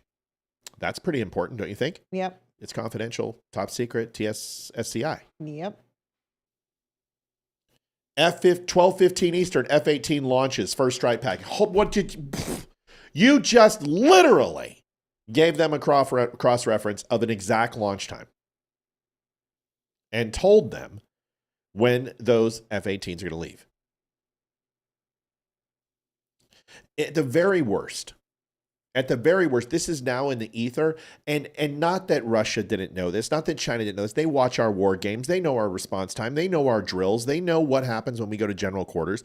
They know all of this stuff. The point is, you have to assume that your enemy is going to be able to read everything that you're working on. 13:45, trigger-based F-18 first strike window starts. Target terrorist is at his known location, so should be on time. Also, strike drones launch MQ-9s. Those are Reapers and F-18s, and their human target. Pete Hegseth did not give a name of the person. There is nothing here that isn't very high level, which could be used by the enemy to circumnavigate through this strike. But he didn't mention a name. He didn't mention a classification. He didn't mention a code word. Okay? Mm-hmm. But still, something you probably don't want to share in open channel. Not open channel, but secure channel. Sorry. Next phase. More F-18s launch, second strike package. Now, as a person who wrote strike packages for a living, that was one of my C schools. I can tell you that Hegseth probably sees hundreds of these a day. And the United States government in its full capacity are working on constant strike packages, counter packages, scenario-based learnings all the time. Okay? Mm-hmm. All right. 4:15, strike drones on target. This is when the first bombs will definitely drop pending earlier trigger-based targets. To me, that sounds weird. I don't know why you would say this. It's just weird. This is when the first bombs will definitely drop. Why? Why would you put that in there? Especially in all caps. It just doesn't make sense. Now, what he could be saying in that inadvertently is, this is when it's go time. At 14:15, you guys better be game on and be attached to your phones. That's probably why he's saying this is like maybe precluding this. You might have a little leeway, but you guys better be shit hot, frosty, and alert at 14:15, maybe. 15:36, F-18 second strike starts. Also, first sea-based Tomahawks launched. So now you're saying that there's only a certain amount that there are guided missile cruisers which are going to be launching Tomahawks. So you've now given 3 weapon system platforms in open conversation. More to follow per timeline. We are currently clean on OPSEC, operational security. God bless. Godspeed to our warriors. I will say a prayer for victory. Michael Waltz set disappearing messages time to 4 weeks. Something that nobody's talking about. Why the fuck did Michael Waltz Change it to 4 weeks? Nobody has caught on to this. I am the only one who's talking about it. And I wanted to systematically read through this so you could have this slap yourself right in the face. Why did he change it to 4 weeks? That I have no idea. I'm asking the audience. Why? Why in the middle of this communication did you say, I'm going to extend this from to not disappear and I'm going to give it 4 weeks? Why? Let's start thinking. Maybe because, well, they said that a month would be a better option. Right at the beginning, right? They were talking about that a month could be a better option for stuff. Right. So maybe they want to have. So how long ago was that?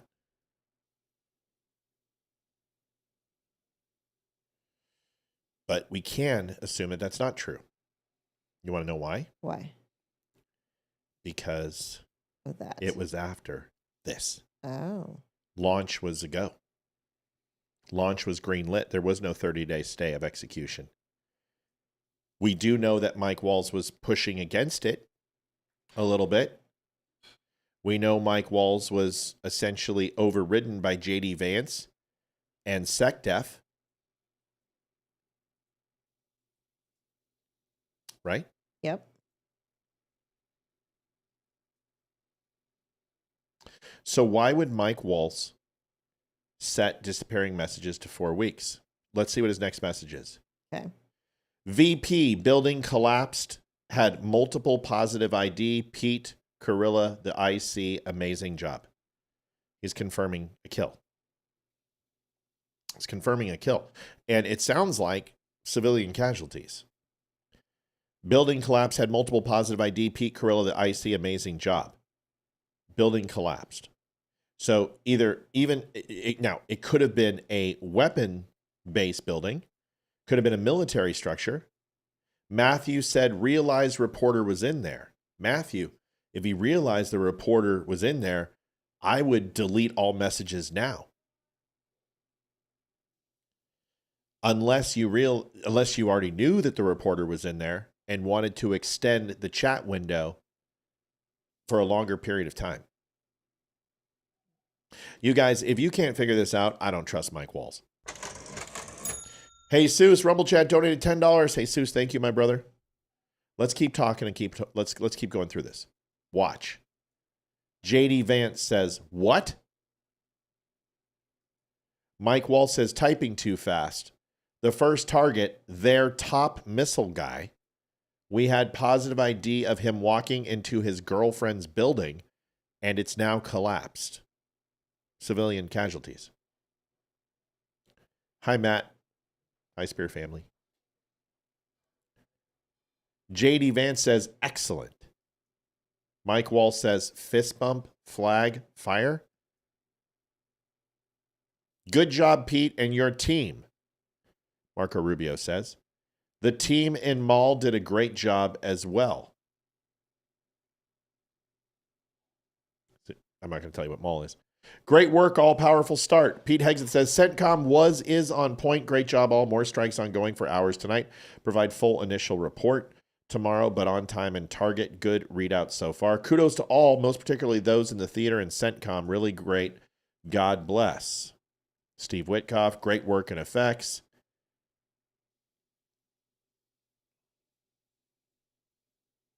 JG. All right. Now, does everyone go, oh, man? Yeah, but Kimberly Garza says wanted to see if it was leaked. Then why didn't you invite every reporter? What's the benefit? Because it wasn't leaked. The guy waited, and he waited for an opportune moment. Listen, in no way, shape, or form, in my opinion, was this some sort of we have to stop thinking that because somebody has an R in front of their name, that they're omnipotent and they're 4D chess players, okay? We've got to slow down. There is no one on God's green earth that is going to bring in a reporter into a at least secret to classified conversation group. It's just not going to happen. Liv, what do you think? What's your brain telling you? I don't. It's not an accident that the reporter was added. It was meant to happen. Whoever did it knew what they were doing. Yep. I've added people onto chats in my phone, and I've had to take people off. And you have to go through and select it. It's not like it's just you're hitting a button and you accidentally hit something. Correct. You have to physically go in and add a person, click their name and hit add to chat. Yep. It's a lot of steps. So he was added on purpose. My question is why, for what reason, and who? Yep. And was it Michael Waltz or was it somebody acting like Michael Waltz? That's what I want to know. The biggest thing that I can tell you is we know Mike Waltz was typing. So here's the conclusion that we have to say, because in the middle of the operation and go time, when we are full joy, Mike Waltz is in communique with Pete Hegseth, Marco Rubio, Ratcliffe, Chelsea Gabrielli didn't say anything. So you've got full communique, right? Yes. So one of two things happen. During that communication, he is giving policy direction through the NSA and giving incremental bits of information of opinion for future consideration. Then they go full joy. Now listen to this. This is really important. Then they go full joy. And then you see this long diatribe from Mike Waltz on possibly waiting. And then you see him go ahead and conclude some other stuff. And then you saw what right after? That he extended it for 4 weeks. Extended it for 4 weeks. So one of two things is true. The person who invited the reporter and the person who extended it for 4 weeks are the same person. Right? Mm-hmm. It's fair to assume. Yeah. No reason to extend it for 4 weeks. None. At all. Mission's concluded. PC Houthi group gets closed, small group gets closed, you move on to next, right? Bracketed 4 weeks, an invite of reporter when group was created. Most assuredly probably the same person. So what we're saying is that Mike Waltz didn't have access to the phone to do this. Someone was hijacking it. Then who was posing as Mike Waltz? And who is sitting in as the national security advisor? And do we really believe that's what took place? No. Then it's Mike Waltz.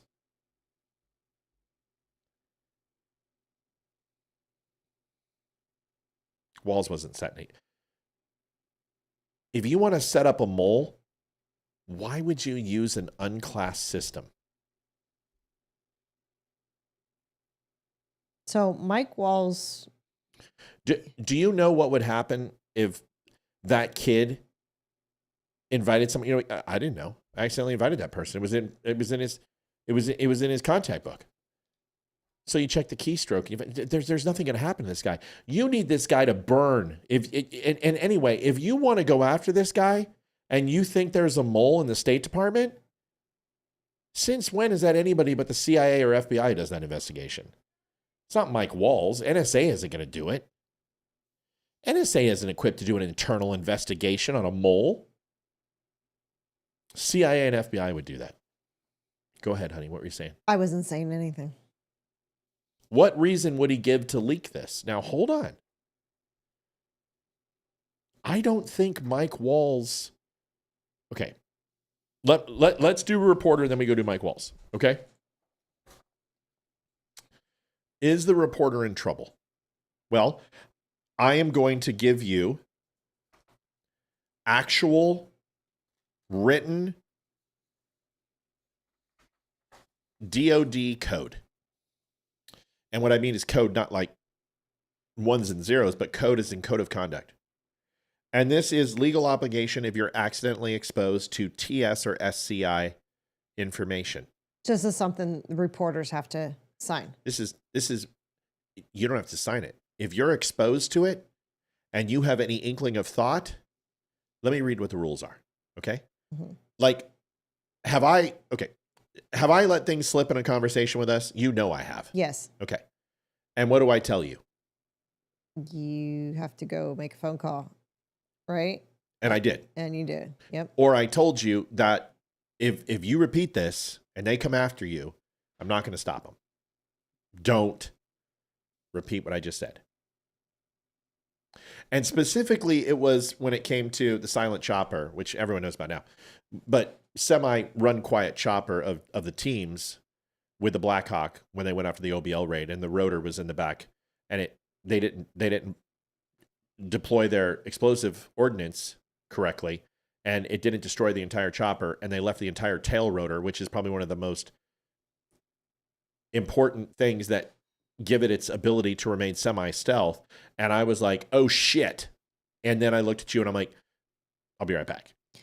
There is a question. When Waltz added the reporter, did everyone else have to approve him also? They don't have to approve, but everybody would know.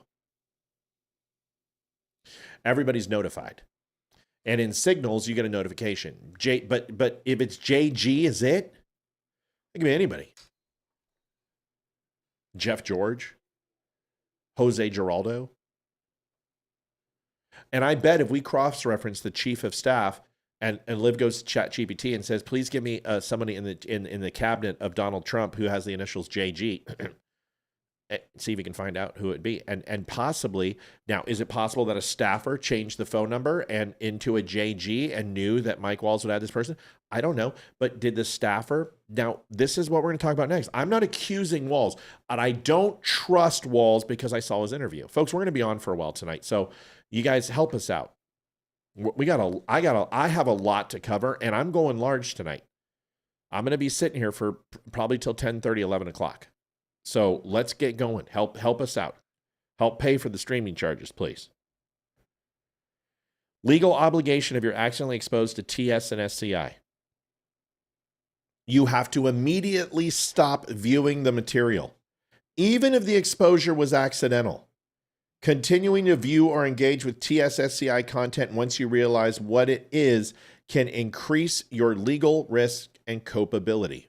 What's up? I have no idea. At first, when I put in JG, it just pulls up the reporter, and then it's a massive list of his cabinet that is going to take way too long to go over. Who has the initials of J and G in Trump's cabinet?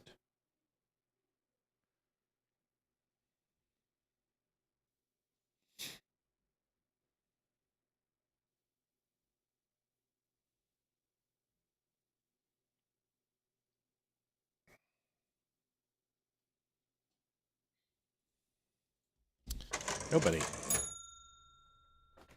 Thank you, Bobby, Richardson. thank you. Pray for Oregon. Why are you Love putting that in guys. right now? Because I'm leaving here shortly. Okay. Second thing, you heard that. You have to stop viewing the material. Report the incident to a security officer or chain of command right away. Facility security officer, FSO, your supervisor in a cleared position, the organization's security team. If you're a civilian and accidentally see it online, report it to the FBI or DHS tip lines immediately. Do not copy, save, print, or share the material. This includes screenshots, downloads, or discussions with others. Do not attempt to verify or research it further. Trying to confirm whether something is really classified or digging deeper can actually get you into more trouble. Why is this serious? Unauthorized possession or retention of TSSCI material, even accidentally, can still lead to criminal charges under the Espionage Act, 18 U.S. Code 793. You don't have to be cleared to be a person to be held accountable. Unauthorized access is a federal crime for anyone, and ignorance does not absolve you of the crime. Dude, he needs to go to jail. Handling it improperly can make you the security breach. If you see something you shouldn't, especially if it's labeled TSSCI, no foreign or ORCON, or similar, back away and report it. Never assume it's safe. Just assume it was sent to you or found online. And that is the official DOD rec for what you handle. So I'm not done. okay. Hold on. Almost done, Sweet Pea. Now, this is CUI, which is controlled unclassified information, according to the Department of Defense. Controlled unclassified information means it doesn't have a designation. It's not class, but it is a controlled topic, controlled content, and should not readily be distributed in any way, shape, or form without express permission. I will give you this. DOD personnel will not use unofficial or personal email accounts, messaging systems, or other non-DOD information systems except approved or authorized, which the Signals app was. Government contractor systems can conduct official business involving CUI. This is necessary to ensure proper accountability for federal records and facilitate data spill remediation in accordance with Public Law 113-187 on the January 16, 2018 Department of Secretary Memorandum. What does that mean, Liv? Let me just tell you. You are responsible, according to the Records Act, NARA, National Archive, that all records of government interactions must be cataloged and must be retained. Okay? Okay. So what they're saying is if you're going to use an app like Signals, you have to ensure that you send information of what you discussed into Washington, D.C. Okay. Now, everyone think. You just had a long conversation. You just went over a bunch of different shit. And you went into the range of CUI. Information, which isn't classified, but it is sensitive in nature. With CUI laws, it says you have to do what? Take that information and give it to who, Liv? I'm drawing a blank. Okay, because you're not listening. You're I'm texting people. listening. No, you're texting. I watch you do it. So it's okay. I understand this may not be fun for you. No, but it was fun. Ethan. So of course, when the kids okay, text so me, listen I to me. have to So answer. listen again. So everyone can understand, because I want to make sure you're my touchstone. Without you, I'm lost. Because I'm trying to explain it to the world, and if I'm losing you, I don't want to lose them. One more time, real quick. To conduct official business involving CUI, government contractor systems, blah, blah, blah, to ensure proper accountability for federal records and to facilitate data spill remediation to reduce, in accordance with Public Law 11387 and January 16 Deputy Secretary of Defense Memorandum. What does that mean? It means that if you're going to have a conversation that's not on a class system, which is monitored, categorized, and alphaed, your responsibility, if you're going to communicate anything that is CUI or above, it is your responsibility to get that back and make a report on it, right? Mm-hmm. Now, why would Mike Walls change it to 4 weeks? Can we justify, based upon this rule, why Mike Walls would go, I'm not going to have this delete in a few days. I'm going to extend it to 4 weeks. Why would he do that? So he can catalog it or make a report or That's whatever? right. Because what happened? Pete Hegseth released some information in there that most assuredly is CUI. It's not TSSCI. It's not classified. It's not designated, but it is sensitive in nature. It's in unclassified nature, but still, because it's government work and related with multiple departments, he is under an obligation to disclose and retain that information. Got it. That makes sense. My question. Hold on. Before I do that, then the questions. Okay. Okay. System communication protection. DOD components may implement, now listen to this, system and communication protection, e.g. application and encryption of data at rest and restriction of connections to uncertified, unsecured, non-organized systems. DOD components may implement stricter CUI encryption requirements based on law, regulation, or government-wide policy. So what is that saying? That is saying that if you have a system that is non-government sanctioned, we may impose restrictions to ensure for CUI integrity. So what it's saying is if Signals or any other app doesn't meet the requirements, we could impose further restrictions on these apps on your devices. Nobody did that. So that shows one of two things. One is that Mike Walls could have been retaining information for an additional weeks because he knew it was going to delete in 7 days, and he was up against that. And B, it is his job, or the job from Department of Defense to secure the phones and the apps, and not Mike Walls, and not the CIA, and not the FBI, but the DOD. So now you have two things that support the group, that they were on a server and a closed-end conversation that was authorized, and that Mike Walls now has a reason to extend the group to 4 days or for 30 days. Do you understand? Yes. Okay. My question was, because I have to leave in a couple of minutes. Sorry. Why? Don't be sorry. You're doing your job. You're killing it. Was that whole thing, the code, if you accidentally see something that is classed, you have to immediately text. I've never heard of that before, and I'm a civilian. So is that something that reporters and stuff like that have to look at and have to know? Reporters, so he knows. He knows that. So he should be going to jail or something. No, because if he does, then you admit. Now here's the rub. Joanne Lutman, keep doing what you're doing. Integrity matters. Thank you, Joanne. Okay, work with me before you go. Look at me. Look at me. Get off all the computers and just right here. Yep. Why would the Trump administration not want to do that? Think about that for a second before you answer. What is the qualification? TSSCI information, right? Mm-hmm. Top secret SCI. Mm-hmm. Is the Signals app approved to share high side information? That I don't know. Yes, you do. It said so. Because he redirected you to high side material in the first sentences. No, it's not. And if it's not, then they were sharing information that shouldn't have been shared on there. And all of those people are going down, including the reporter. Gotcha. So they have to say, now you know why they're saying, this isn't confidential. This isn't a war plan. There's nothing here. There's no there. They have to say that.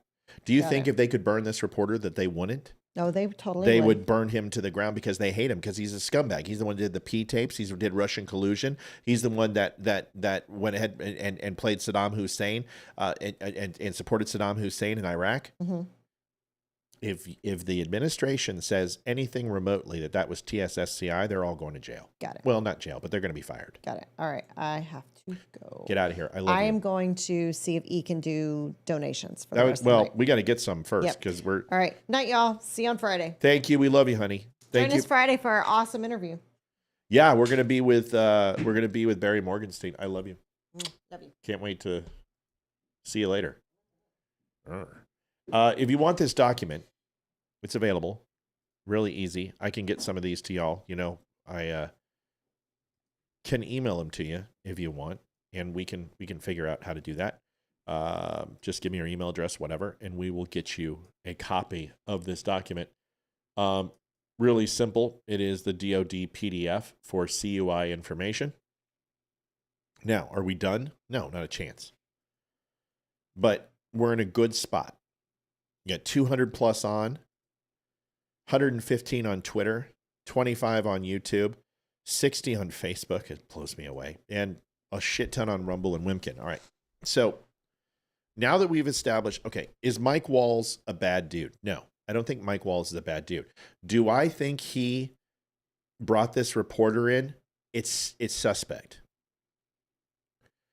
Do I believe a staffer did it? Yes. And the reason I believe a staffer did it is because you would task that out to a second in command. You don't do your own laundry as a director. You don't go get your own food. You don't shine your own shoes. You're a director of the NSA. You have tech do that. And as a director, would you check everyone? No. No. Now, if you're an intelligence professional, would you? Yeah, I would. But I was trained to look at that type of stuff. We know a lot of these people aren't expert politicians. They're not expert intelligence professionals. And this is where the left goes, well, they're inexperienced. No, because trust me when I say this, there were a lot of serious intelligence fat cats who were all fooled by Edward Snowden. This guy worked for multiple intelligence officers, and nobody knew. I don't think Mike Walls is a bad dude. I think he made a mistake. I think somebody went ahead and put in there. But here's the thing. If it's based upon his phone, at some point, this reporter was in Mike Walls' phone and in his contacts. Do I believe it's a mistake? I can't imagine that you would be so stupid to burn your fellow cabinet members by putting in somebody who hates and despises Trump. I just can't see that. I could see a staffer doing it, though. Especially a staffer who got passed over for a position. We're going to talk about that next. And it has to be a gentleman named Wong, who was working as deputy director for Mike Walls, still is, and was passed over. Is he bitter? Is he frustrated? Did he try to burn Mike Walls? We'll talk about it after this. Folks, 214.59 out of 300. I think this show is balls to the wall awesome. I think it's worth more than $300. You tell me. Without you, it can't happen. If tonight's the night you want to donate, this is a good one. Here we go. The Dumb Show is built on real conversations, raw, unfiltered, and fearless. Big Tech didn't like that. Facebook pulled our funding, tried to shut us down. But for over a year, you, our incredible viewers, have kept us going. Your support, your donations, your time, it all matters. Most of you spend 10 plus hours a week with us. Compare that to Netflix, maybe 5 hours a month. We believe we're worth that time, and we hope you do too. But listen, we don't want giving to feel like a burden. We want it to feel good. So take a second to ensure you're in a good spot. If you're in a place to give, that will be amazing. If not, just liking and sharing helps more than you know. Visit thedumbshow.com/donate. Whether it's PayPal, Venmo, or mail, every bit helps to keep us going. Dumb Nation, we appreciate you more than words can say. Appreciate everybody. Ethan, looks like we got a donation if you want to put it in, buddy. So we'll talk about Wong. Some teams Wong, Carrie says. That's funny. It's actually very funny. Very well done, Carrie. Hi, bud.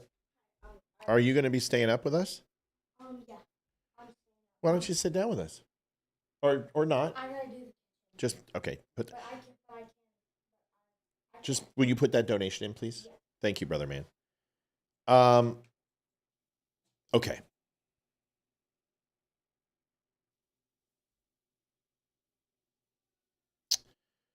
Here's a video of Mike Walls. That's their success.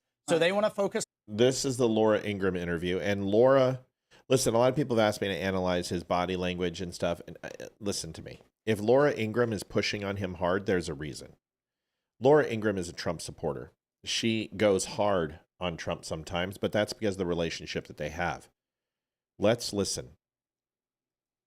That's after success. So they want to focus on this. It's embarrassing, yes.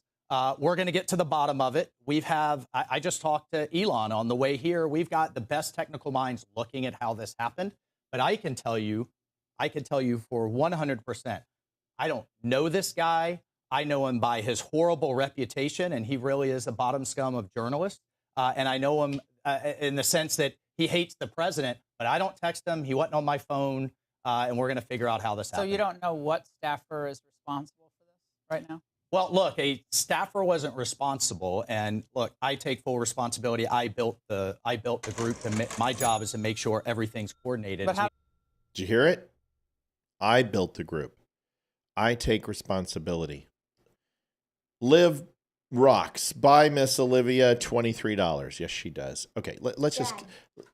I might stay because I'm staying up so I can do it. Okay, all right. Let me just rip the Band-Aid off.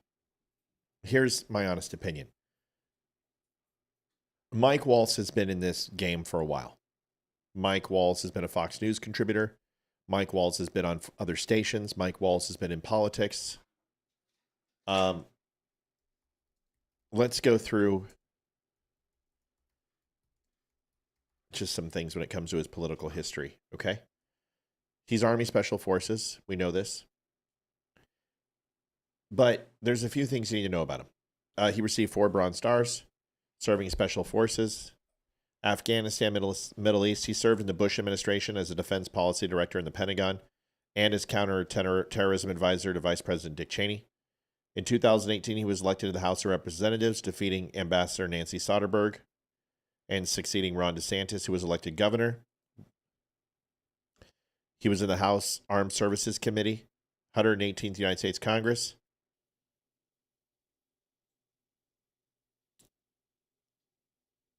And that's a lot of him. Hey guys, Barry Morgenstein. Scared the shit out of me. He is a career politician. He has some Jesus on Rumble $20 donation. Hope that gets us closer. Thank you so much. Would you put in Jesus on Rumble chat $20? Okay. It's Jesus, just Jesus. Oh, I see that. Okay.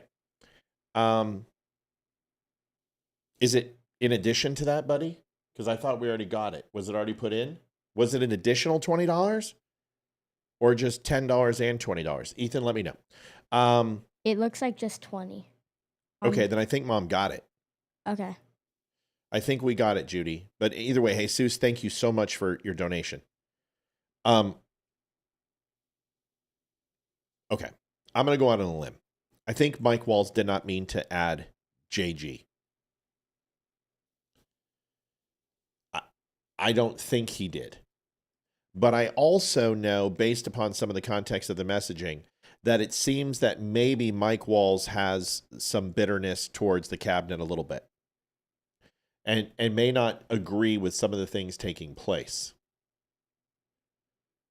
When he's been on Fox before, he's been fairly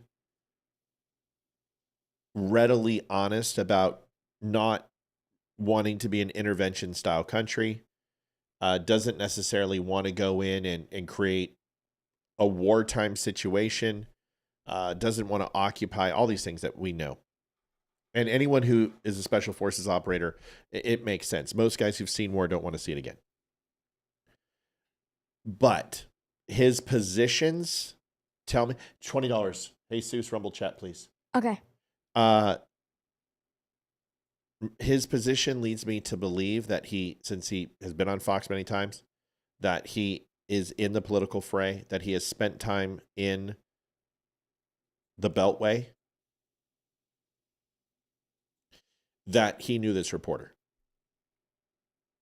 or had his contact information in his phone. I find it very hard to believe that somebody could put a contact in your phone with the initials JG, because nobody puts a contact in anyone's phone named JG. The name was right there. It's right there.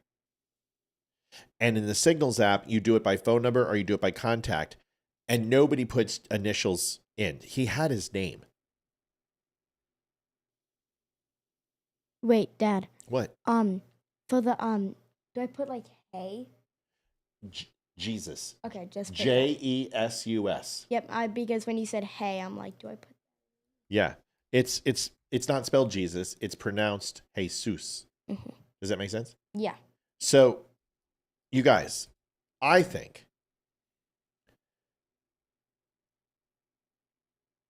we're going to find out more in the coming days. But in his phone, it's going to say Jeffrey Goldberg. Somebody put that contact in there. And then he just randomly selects that contact. Are you really buying this? Is that what you believe? I don't think you believe that. And I don't think you should. Now, people are talking, if we go back to the original spot, when Mike Walls was talking. Thank you, Jesus. Hope that gets us closer, Matt. I'm sure it does. Thank you so much. We're sitting at 257.59. It's closer. I'd really like to crush the shit out of this one tonight because I think this is one hell of a good show. I love these shows. They don't come around enough because, you know. But when we go to this original text here, Alex Wong is pulling together a Tiger team at Deputy Agency Chief of Staff level, following up from the meeting in the sit room this morning. So even if Alex Wong decided to sneak this guy in, he would have had to put the contact in the phone or in the computer somewhere. And then everyone would say that JG is on and take the risk that why is someone adding JG? It all seems a little weird. And I've listened to Mike Walls for a long time. Here's what I think Mike Walls fucked up. I think he made a mistake. And I think Mike Walls had this guy in his phone. And I think he's probably spoken to him before. And the thing is that when it comes to Jeffrey Goldberg, even though he's a complete douchebag, he's not going to burn a source. And all he has to say is, I know Mike Walls. I've exchanged credentials with him.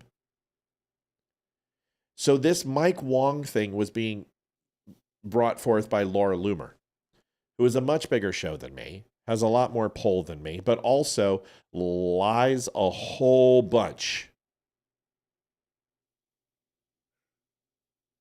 A whole bunch. And she's wrong a lot. Everyone says Laura Loomer's right all the time. Yeah, that's not true.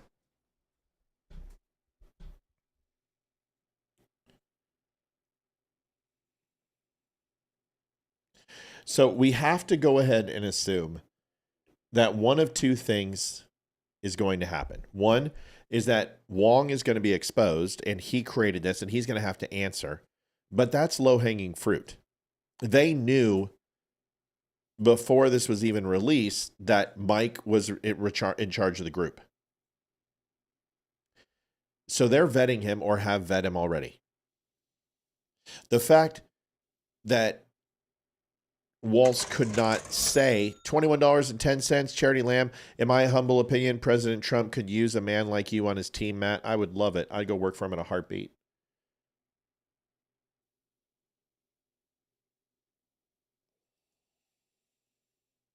I don't like his answer. I don't like the way he said it.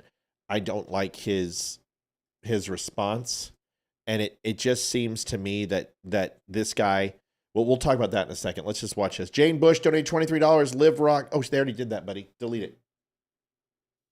I didn't put that one back. Oh, that was on the other one. Okay, Jane got it. You're right. Sorry, that was from earlier. I didn't let it play out. I switched the screens. Watch this real quick. And this may be the one we just watched, but I want to make sure it isn't. That's after success. So they want to focus on this. It's embarrassing, Right. yes. We're going to get to the bottom of it. I just talked to Elon on the way here. We've got the best technical minds looking at how this happened. But I can tell you for 100%, I don't know this guy. I know him by his horrible reputation, and he really is the bottom scum of journalists. And I know him in the sense that he hates the president, but I don't text him. He wasn't on my phone, and we're going to figure out how this happened. So you don't know what staffer is responsible for this right now?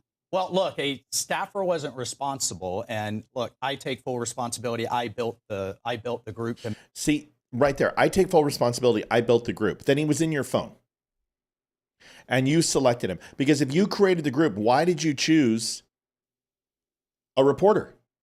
Why that name? Just answer the question. This is bullshit. I think Mike is in the weeds. I think he's been told to stick to a story that he doesn't really believe. And I've seen this before. And ultimately, he just admitted that he did it. CJ Jenkins, 2625. These are the shows that I love with your knowledge and your experience and the way you explain it where I can understand. Thank you. In my opinion, MW staff could be corrupt. Yeah, I don't know if I trust Waltz. I have a hard time saying this because I respect him. He's an operator. He's a good dude, but I think he's lying through his fucking teeth. I'm listening to him. I'm not convinced. 1 minute, it's a staffer. I don't know how it got into my phone. Now it's in my phone. What do I do? I don't know how it got there. I don't know this guy. But here's what I want to really say.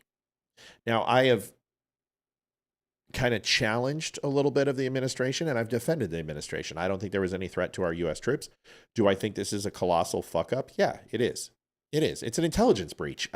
It doesn't matter what the classification is. There was, as a counterintelligence guy, there's shit in there that I could have used against the United States government if I was working for a foreign government. End of story. If I would have had that communique and I was monitoring Russia, my old AOR, or I was, monitoring an embassy or message traffic or comms traffic through whatever, this would be a treasure trove. Like, I would make grade. I would get the Navy Accommodation Medal ×3 on this. I would get a NAM. I would get probably meritorious advancement for this. For this find, in the intelligence community, this would be a massive treasure trove of information. And anyone who says it's not has never worked intelligence, and they're lying through their teeth. Any operator, any intelligence guy, Donnie Carter, $10.80. Enjoy watching you make me think. Thanks, Donnie. Love this. 315.74. Thank you so much for hitting goal. But you guys get my point. Anyone who's worked in intelligence, like if Leroy on right now, if he was here, he'd be telling you, he'd be like, oh yeah, this would make a career.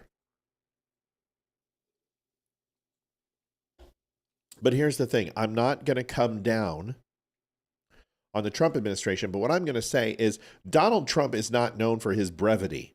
Ethan, you know what brevity means? No. You want me to put you on screen? Sure. As you're doing my donations? Yep. I like seeing you. Kind of a cute kid. Holy crap. Jeffrey Oliphant. Yeah, 4 came in. That was what I was doing. 4 of them in a row. And then... Jeffrey Oliphant says, so in your opinion, whose head's going to roll? I'm going to answer that in 2 seconds. I think Mike Waltz is gone. I think you need to shoot a hostage in this situation, and Mike Waltz makes sense. And I think you get rid of Wong just because he was mentioned in the communique. I think you give a very stern talking to Hegseth that this isn't high school drama class and you're not running for student body vice president. Stop the fucking push-ups and the sit-ups, and although it's nice, pardon my French, you're sec def. Act like it. Have a little conversation with him. You shouldn't have released that information in that context, in that way. And honestly, can I just be honest? I've been in that situation. I've been in conversations where strikes are going on. I've been in the room where I'm watching satellite tasking. I'm watching a keyhole and we're watching something go down. People like to brag a little bit. People like to take credit. I think Pete wanted to come off as Secretary of Defense. There's nothing wrong with that. He was in the right communication channel to do that. And nothing that he gave out was TSSCI. But the moment you put a civilian in there, everything becomes classified. Everything. There was information in there that would have absolutely no bearing for the Houthis. Maybe posthumously from the event after they kill their leaders, but by that time it's over. In real time, there was no risk to our people. But the moment that it was exposed to a reporter, that changes the dynamics of that entire processes, right? So I think Mike Waltz needs to go. Does he? It depends how much political pressure they get. It depends how far the Democrats take this. If the Democrats take this where Democrats usually take things, and there is a congressional hearing. But here's the thing, it's not going to go anywhere because the Republicans own everything. The Republicans own all the branches of government. They own all the departments that would hold these guys accountable. If you want to see Ethan get busy, folks, donate and he'll start typing away. I like your new shirt. So Thank you. I think they're going to run the news cycle for a week or so, but honestly, there's no there. It's just not, it's not big. The whole thing, but that's where Walls, if they find out that Walls added him, they got to find out why he's in his phone. And I think Walls would be embarrassed that you're working for the President of the United States and you have a hack like that in your phone who hates Donald Trump. What were you thinking? And honestly, did Mike Walls really think I got the job? I need to go ahead and delete this guy out of my contacts? No, of course he wasn't thinking that. I just really need to get rid of this guy because if I don't, I might accidentally add him to a group that I don't want to. But here's my messaging. Brevity. To be brief. To make and articulate a point in a concise manner. Brevity. Donald Trump he's a lot of things, but I would never describe him as brief. But I am telling the White House staff and the administration to take the example of Donald Trump. Trump gave an amazing answer on Signals. We played it last night. He gave an amazing reply. It was flawless.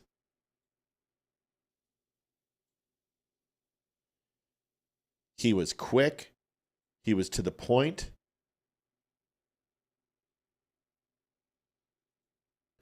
And yeah, it's possible that some staffer added him. We're going to find out. We're going to find out. It's possible. Do I believe that story? I don't know. It's hard to believe. But I love Pete Hegseth. You guys know this. I like the guy. But this is too much. This is too much.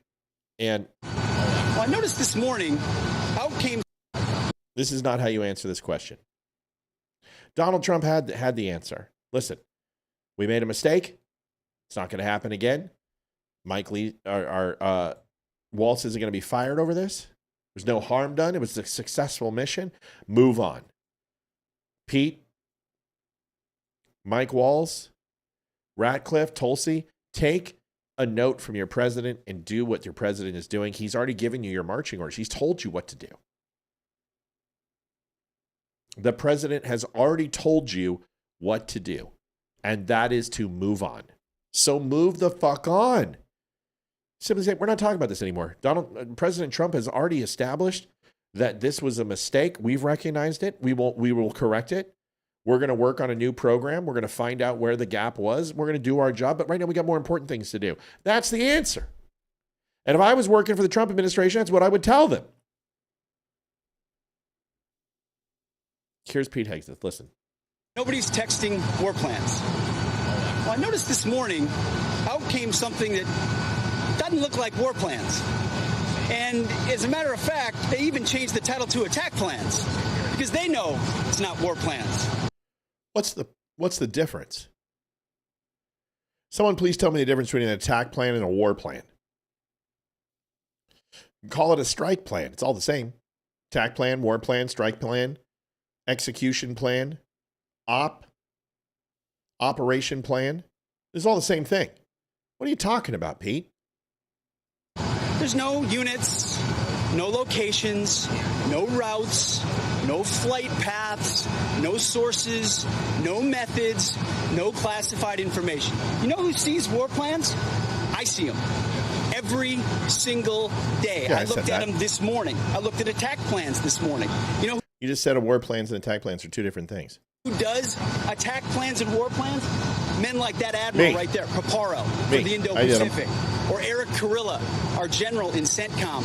They do attack plans and war plans, and thank God we have those leaders who do it and do it well, and our enemies know it. My job, as it said atop of that, everybody's seen it now, team update is to provide updates in real time.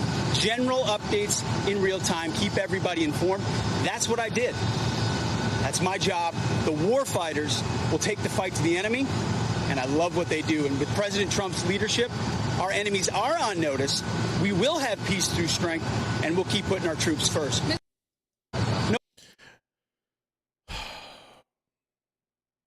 Somebody said Pete Hegseth was drunk. Pete wasn't drunk. Pete is just spinning like a top. And he's trying to get ahead of this. I don't think he's drunk. I think people are stupid. Will Cain got into a debate. And folks, we're at 336.84. Ethan is doing donations until Grandma gets here. You excited for Grandma, buddy? Yeah, I'm staying up. You got to get closer to the mic. I'm staying up. Outstanding.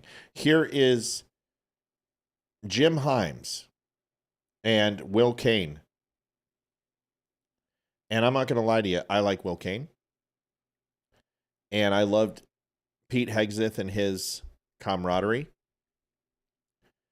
And I don't hate Jim Himes. In fact, I thought a lot of his questions today were spot on. It's what I would expect from a high-ranking member who's been in the House Intel Committee. Dale, I know you're not saying he's drunk. I know it was a somebody who kind of moved and slightly supported Trump a couple weeks back, and he's trying to get in the good graces of Democrats. I know this. I know you didn't say that. But this exchange between Will Cain and Himes, I think Himes is beating the wrong bush here. But let's listen. Agree with that. The problem with mistakes when bombs are flying and pilots are piloting F-18s and F-35s over dangerous territory is that a mistake gets people killed. I think we can agree on that. Now, call me old-fashioned, but when I was a kid growing up, when you made a mistake, the first thing you did was you said sorry. The second thing you did is you did the work to make sure that it never happens again. In the old America, where we did those sorts of things and stood up for the people that you just did a segment on Medal of Honor winners, you know what you don't do? You don't come out and trash Jeffrey Goldberg, without whose work we would not even know about this mistake. Okay, that's a bridge too far. Jeffrey Goldberg is a douche plow. And I've got a video of this. He is just a jerk. What's up, dude? Oh, the message that just popped up on the screen. Yeah. I saw that. Congress I'm sorry, Congressman. should be doing a little bit of oversight on. Stop right there if you wouldn't mind, please. Let's have a back and forth. We agree it's a mistake. On that, we agree. You inserted the word serious. And that is the weight of this debate. That is the weight of this argument. For the first time in 2 months, Democrats get to be on the front foot. I'm sure you're excited. You get to attack in a unified way against a mistake made by Republicans. So what you're doing is you're ramping up the hyperbolic response to this by calling it a serious mistake. You even now just invoked that men could get killed. There's nothing in this that suggests that to be true. What you just said, there's nothing, there is zero evidence to say. I agree with Will Cain 120%. There is zero evidence that this was leaked to a foreign government. There is not enough information unless it's in real time. It's just, I already walked you through the infrastructure of the Houthis and the intelligence capabilities of the Houthis, which are nominal, and the chances of this being intercepted by Russian or Chinese intelligence within a 3-hour window, disseminating, processing, and getting it out to the command and control of the Houthis is a variability of you might as well go ahead and say that you're going to eat a hippopotamus with a toothpick. You're just the probabilities are pretty low. Could be true. The information that was shared that you're pointing at was at 11:44. We know that an attack took place within minutes of that. Minutes. And so he was getting, inappropriately, real-time updates. I agree with you. Inappropriate mistake that needs to be rectified. And Trump and Waltz also thought so and just said so. But that was not a serious mistake putting American lives into jeopardy. And I think that your side is doing this to score political points, the first political points they've been able to accomplish in 2 months. Okay, now it's going to get hot. Well, what we're talking about here, and I've spent a decade now watching how our intelligence community communicates with the warfighter. So I am not going to listen to you tell me that this is about a partisan advantage. It is a mistake, and yes, it's a very serious mistake. Because if you make a mistake in Social Security and grandma doesn't get a phone call through, that's bad. But there is not zero risk that our young men and women in uniform, the ones who flew those F-35s and F-18s, Congressman, how was an American life put into jeopardy? We will find Congressman, out. how? Because Fine, you've made a claim. Tell me how an American life was put into jeopardy. because in an insecure channel, in what was acknowledged as a mistake before, whether it was a day or 2 hours or 5 hours, it wouldn't be an insecure channel if the reporter wasn't there. It is end-to-end encryption. It is a widely used app in multi-facets. I use it. I use it to talk to people who are currently in the intelligence community, who are in Secret Service, who are in FBI and U.S. Marshals. I'm involved in many different groups with Signal. It is a secure app. It is not an app for TSSCI, and nothing in there was TSSCI, especially minutes. It was already released to the allies. It was released to the airspace that we would possibly encroach upon or get close to. We notified Saudi Arabia. We notified the Yemenis government. We notified Israel. CENTCOM went ahead and made those calls to the appropriate allies and even some of our enemies, I'm positive. And he was notifying in real time what happened in a space that they couldn't do it in person. The breach of security was the reporter. And that is a separate issue. This other thing is a non-issue. And I'm sticking to that. They made a mistake. It's stupid. I don't like the way the administration is handling this. They should not be on live TV. They should not be talking about this. They should move on. Follow Donald Trump's lead. It's over. Move on. If you want to crucify Wong for this, if he did it, then crucify him. If you want to get rid of Mike Waltz, then he serves at the pleasure of the president. Move on. But if not, shut up and move on. Stop talking about this. That's it. That's it. Here's the rest. Signal chat that we know. Do you want an answer to your question? In a signal chat that we know that the Russians could intercept, they might have told the Houthis in an hour. And in half an hour, they're moving their anti-aircraft stuff around. It is by the grace of God that we don't have dead pilots or sunken ships right now. And I will tell you, whether it's a big mistake or a small mistake. If the Houthis wanted to sink ships and could, they would. They can't, so they won't. Okay? The Houthis have been trying now for years to sink a U.S. vessel. They're not going to. So if they would, they could. They can't, so they won't. To then go and attack Jeffrey Goldberg, without whom we wouldn't even know about this mistake, it's got to make... Including Jeffrey Goldberg was the mistake. That's right. That's right. Including That's Jeffrey right. Goldberg was the mistake. Will Kane's got it. And He's got it. Any military officer on your show right now, Will, get any military officer serving right now, any intelligence officer, and they will tell you that Jeffrey Goldberg was the cherry on top of using an insecure channel. Not at all. I wouldn't tell you that. I tell you if Jeffrey Goldberg wasn't even in the communique, nobody would have known and nobody would have cared, because it's like 15 million other conversations that have taken place in the last 10 years in signals. 7.5.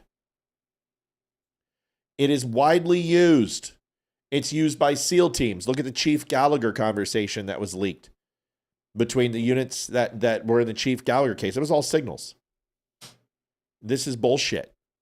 This guy is... I liked him today in the hearing because I thought, he treated Tulsi Gabbard with respect, but he held him to account. I thought Kash Patel bitch slapped them all. I love Kash Patel. I get frustrated with some of the things that he said in the past, but I really like him as FBI director. But this is crap. It's complete crap. The leak is the reporter. And the issue is operational security based upon the reporter being in that chat. He had no legal right to be in that chat. He should have excluded himself. He shouldn't have released it right before the hearing they were going to have, so they didn't have a time to prepare and drop this bomb. Even when he left the group, people, I don't even think they knew. I honestly think when this story dropped, the proverbial shit hit the fan. In advance to discuss military plans. I'm not going to argue, Congressman. I'm not going to argue. I'm not going to argue that no mistake was made. And I'm not going to argue that Signal is the perfectly appropriate app to have this conversation. What I am going to argue with you is that you are hyperbolically taking this over the top, yes, absolutely, for partisan points, in order to score in the first time in 2 months. Don't do it on Signal. I agree. Don't do it on Signal. See, I like Will Cain because like, this is a conversation that I would have with one of these people. I don't care, Republican or Democrat or in between. I don't care. This is how you, this is dialogue. You can be friends afterwards, but this is a heated exchange and it needs to be. This is serious. This is important.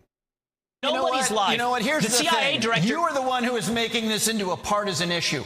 And we are talking about the lives of our young men and women. And it makes me want to throw up to hear you turn this into a partisan issue when we are talking about the lives of our airmen and Marines and sailors. You just need to stop this. You cannot run a segment cheering Medal of Honor winners, many of whom win posthumously, and tell me that this mistake is about partisan advantage.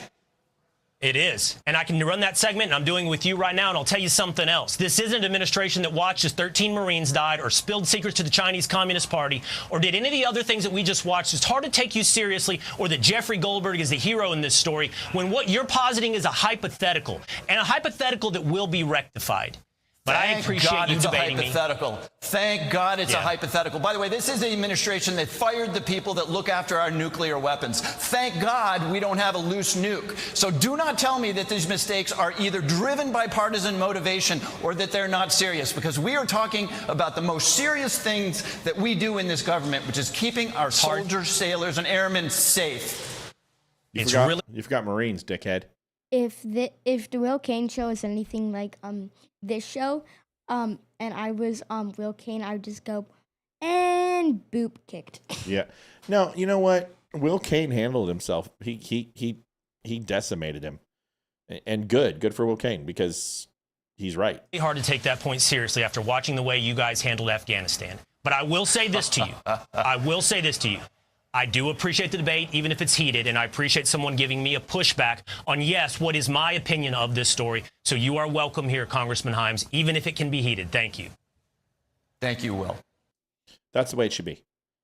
Yeah, the points should get offended. The people shouldn't. The offense and defense should be handled by the points. And you just present your case. This isn't a fight. Nothing will be solved if these two guys kill each other, E. The only thing that's going to be solved is that one of them's going to go to jail for murder. The argument takes offense. And the argument takes defense. And if we could just do this more, I don't care. Himes, I'll take him over half the Democrats, because at least he can go, all right, I made my comments. He made his comments, and now everything's copacetic. E, how are we doing on donations, buddy? We're all done? We just got one. Okay, why don't you put that sucker in, and then I'm gonna button this up. Okay. Whenever you're ready, no rush. You guys, it's been a long day. We're in overtime.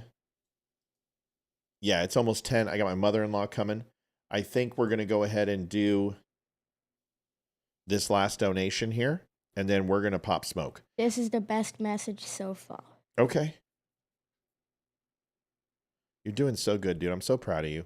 Thank you. Just the way you handle that system, and you're handling the mic, you're becoming a good little helper, bud. Sorry, not little. You're growing, too. You're getting tall. CJ Jenkins, Ethan, take your grandmother out for ice cream. Thank you, young man, for being there for your dad. Yeah, exactly, dude. CJ's awesome. You're not getting any ice cream. Yes, I am. All right, Ethan, we always have a celebratory 1 minute, man. We have a lot of people on. It's 211 people on, 131 on Twitter. Good Twitter night. YouTube, Twitter, folks. YouTube, Facebook, please hit the like, share, follow button. Of course, I don't understand why our numbers are so low on Facebook. I never will. Ethan, give us our 1 minute. Go for it, buddy. Okay. So, you guys all know my grandma's coming out. She'll be here actually pretty soon. So I will hopefully try to get her to say hi on the show, because Rumble chat is going crazy on that. They're like, make sure that you get your grandma to say hi. And I'm like, I will try. And then final words. Ash, come here. Come here. Okay, yeah, she's not moving. She's not going to move, dude. Come here. Oh, man. Hold on. Let me see if I can fix this.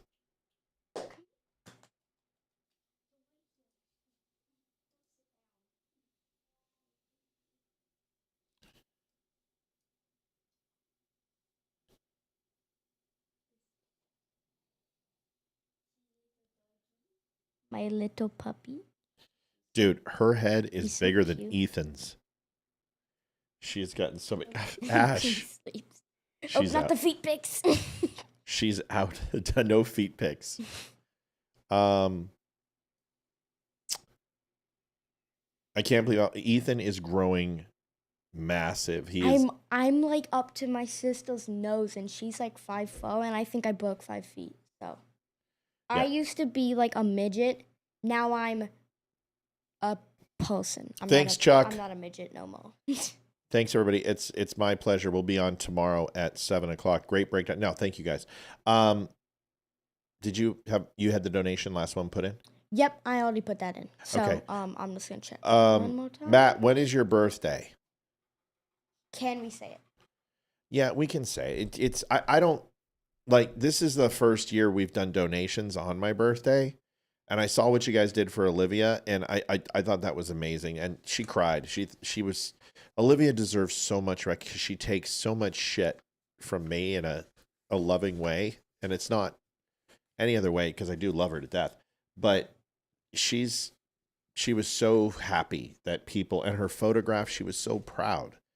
So I think she's just honored to be a part of this, and she's growing. She's starting to put 2 and 2 together. She's seeing these things, and it's taken a while, but she's really smart politically. She really is. She needs to be motivated to, and she's trying to juggle 50 different things, juggle chat and all that. So this is a long way of me just beating around the bush. April 5th. April 5th, and he's telling. I'm not the. You can tell him. I don't give a shit. 51. I don't look 51, so I don't care. He doesn't. He looks maybe 40. I'd say not 51. I'll tell you that. No, because I'm yoked. Yeah.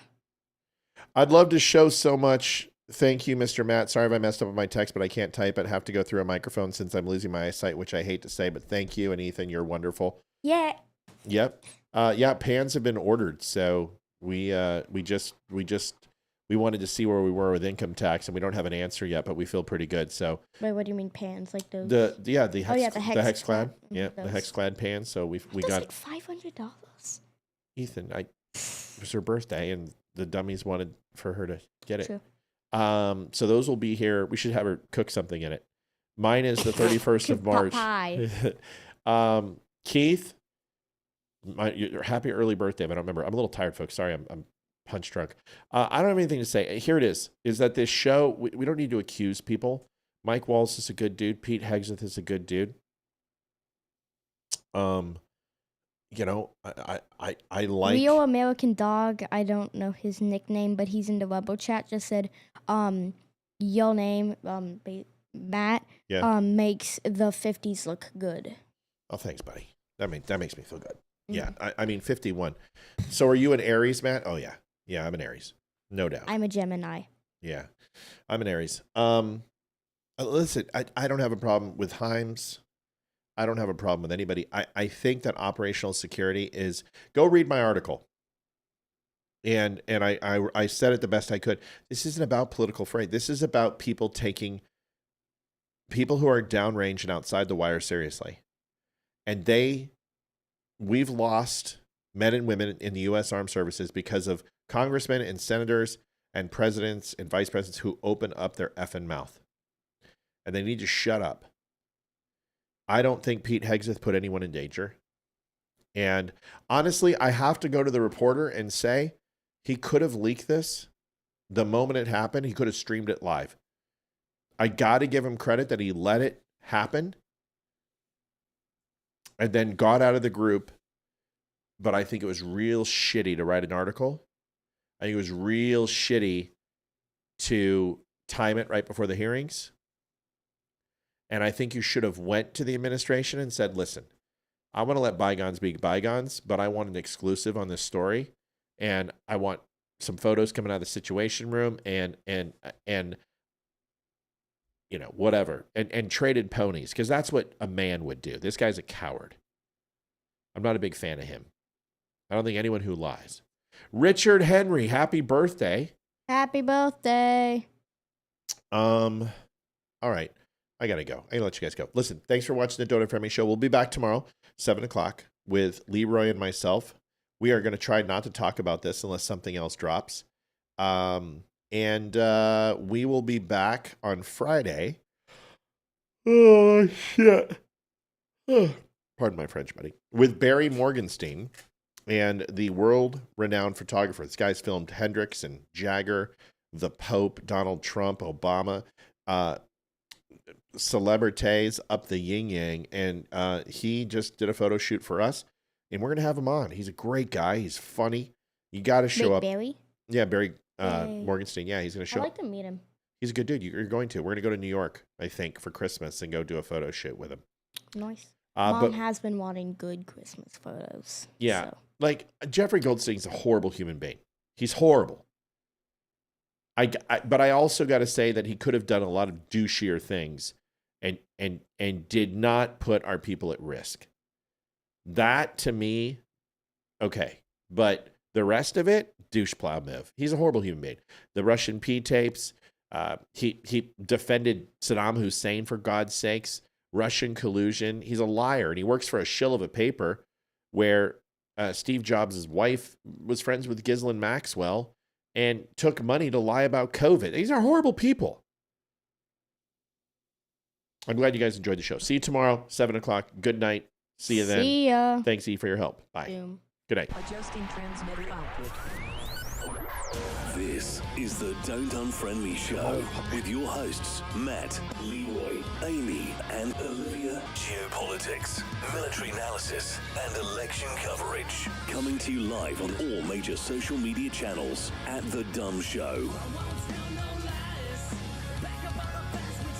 Honest, direct, unfiltered. We can agree, we can disagree. Just don't unfriend me.